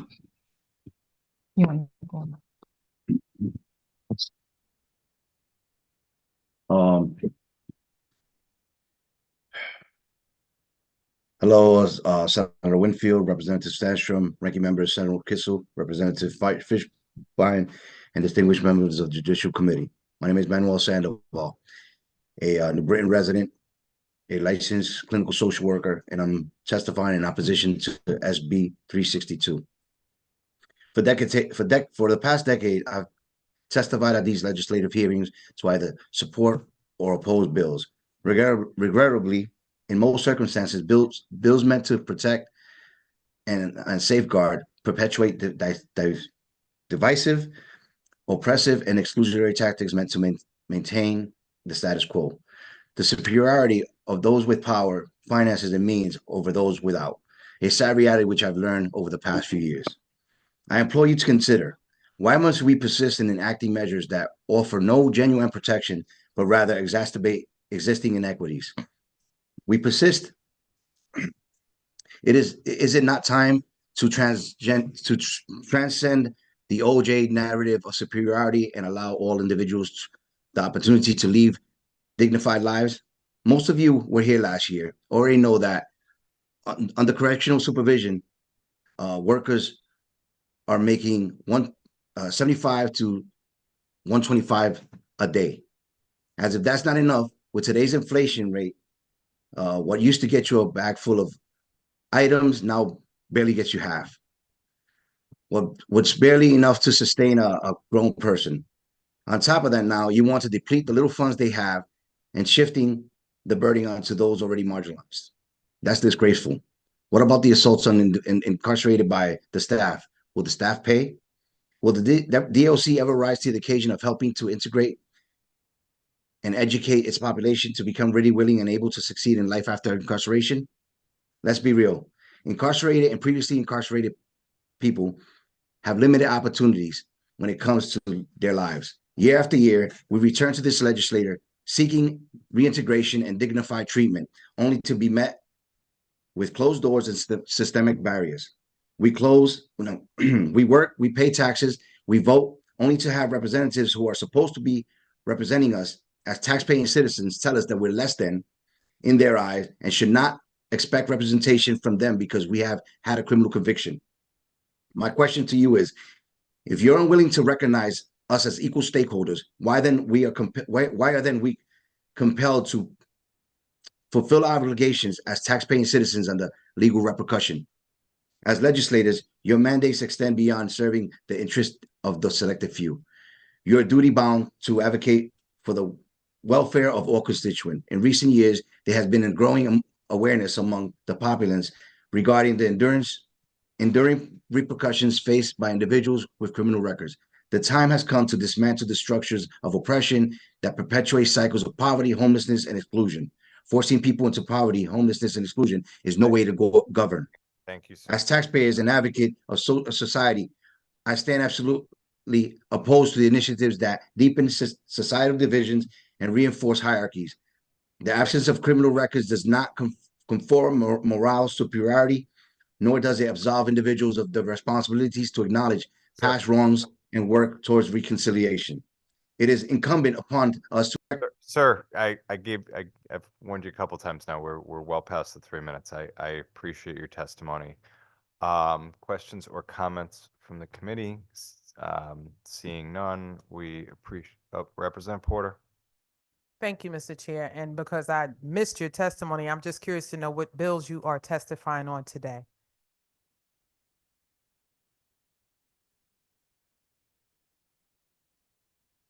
Sir, you're on mute.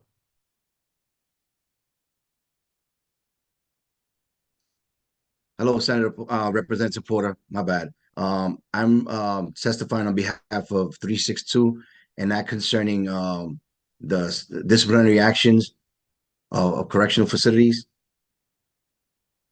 Okay, was that the only bill you testified on today?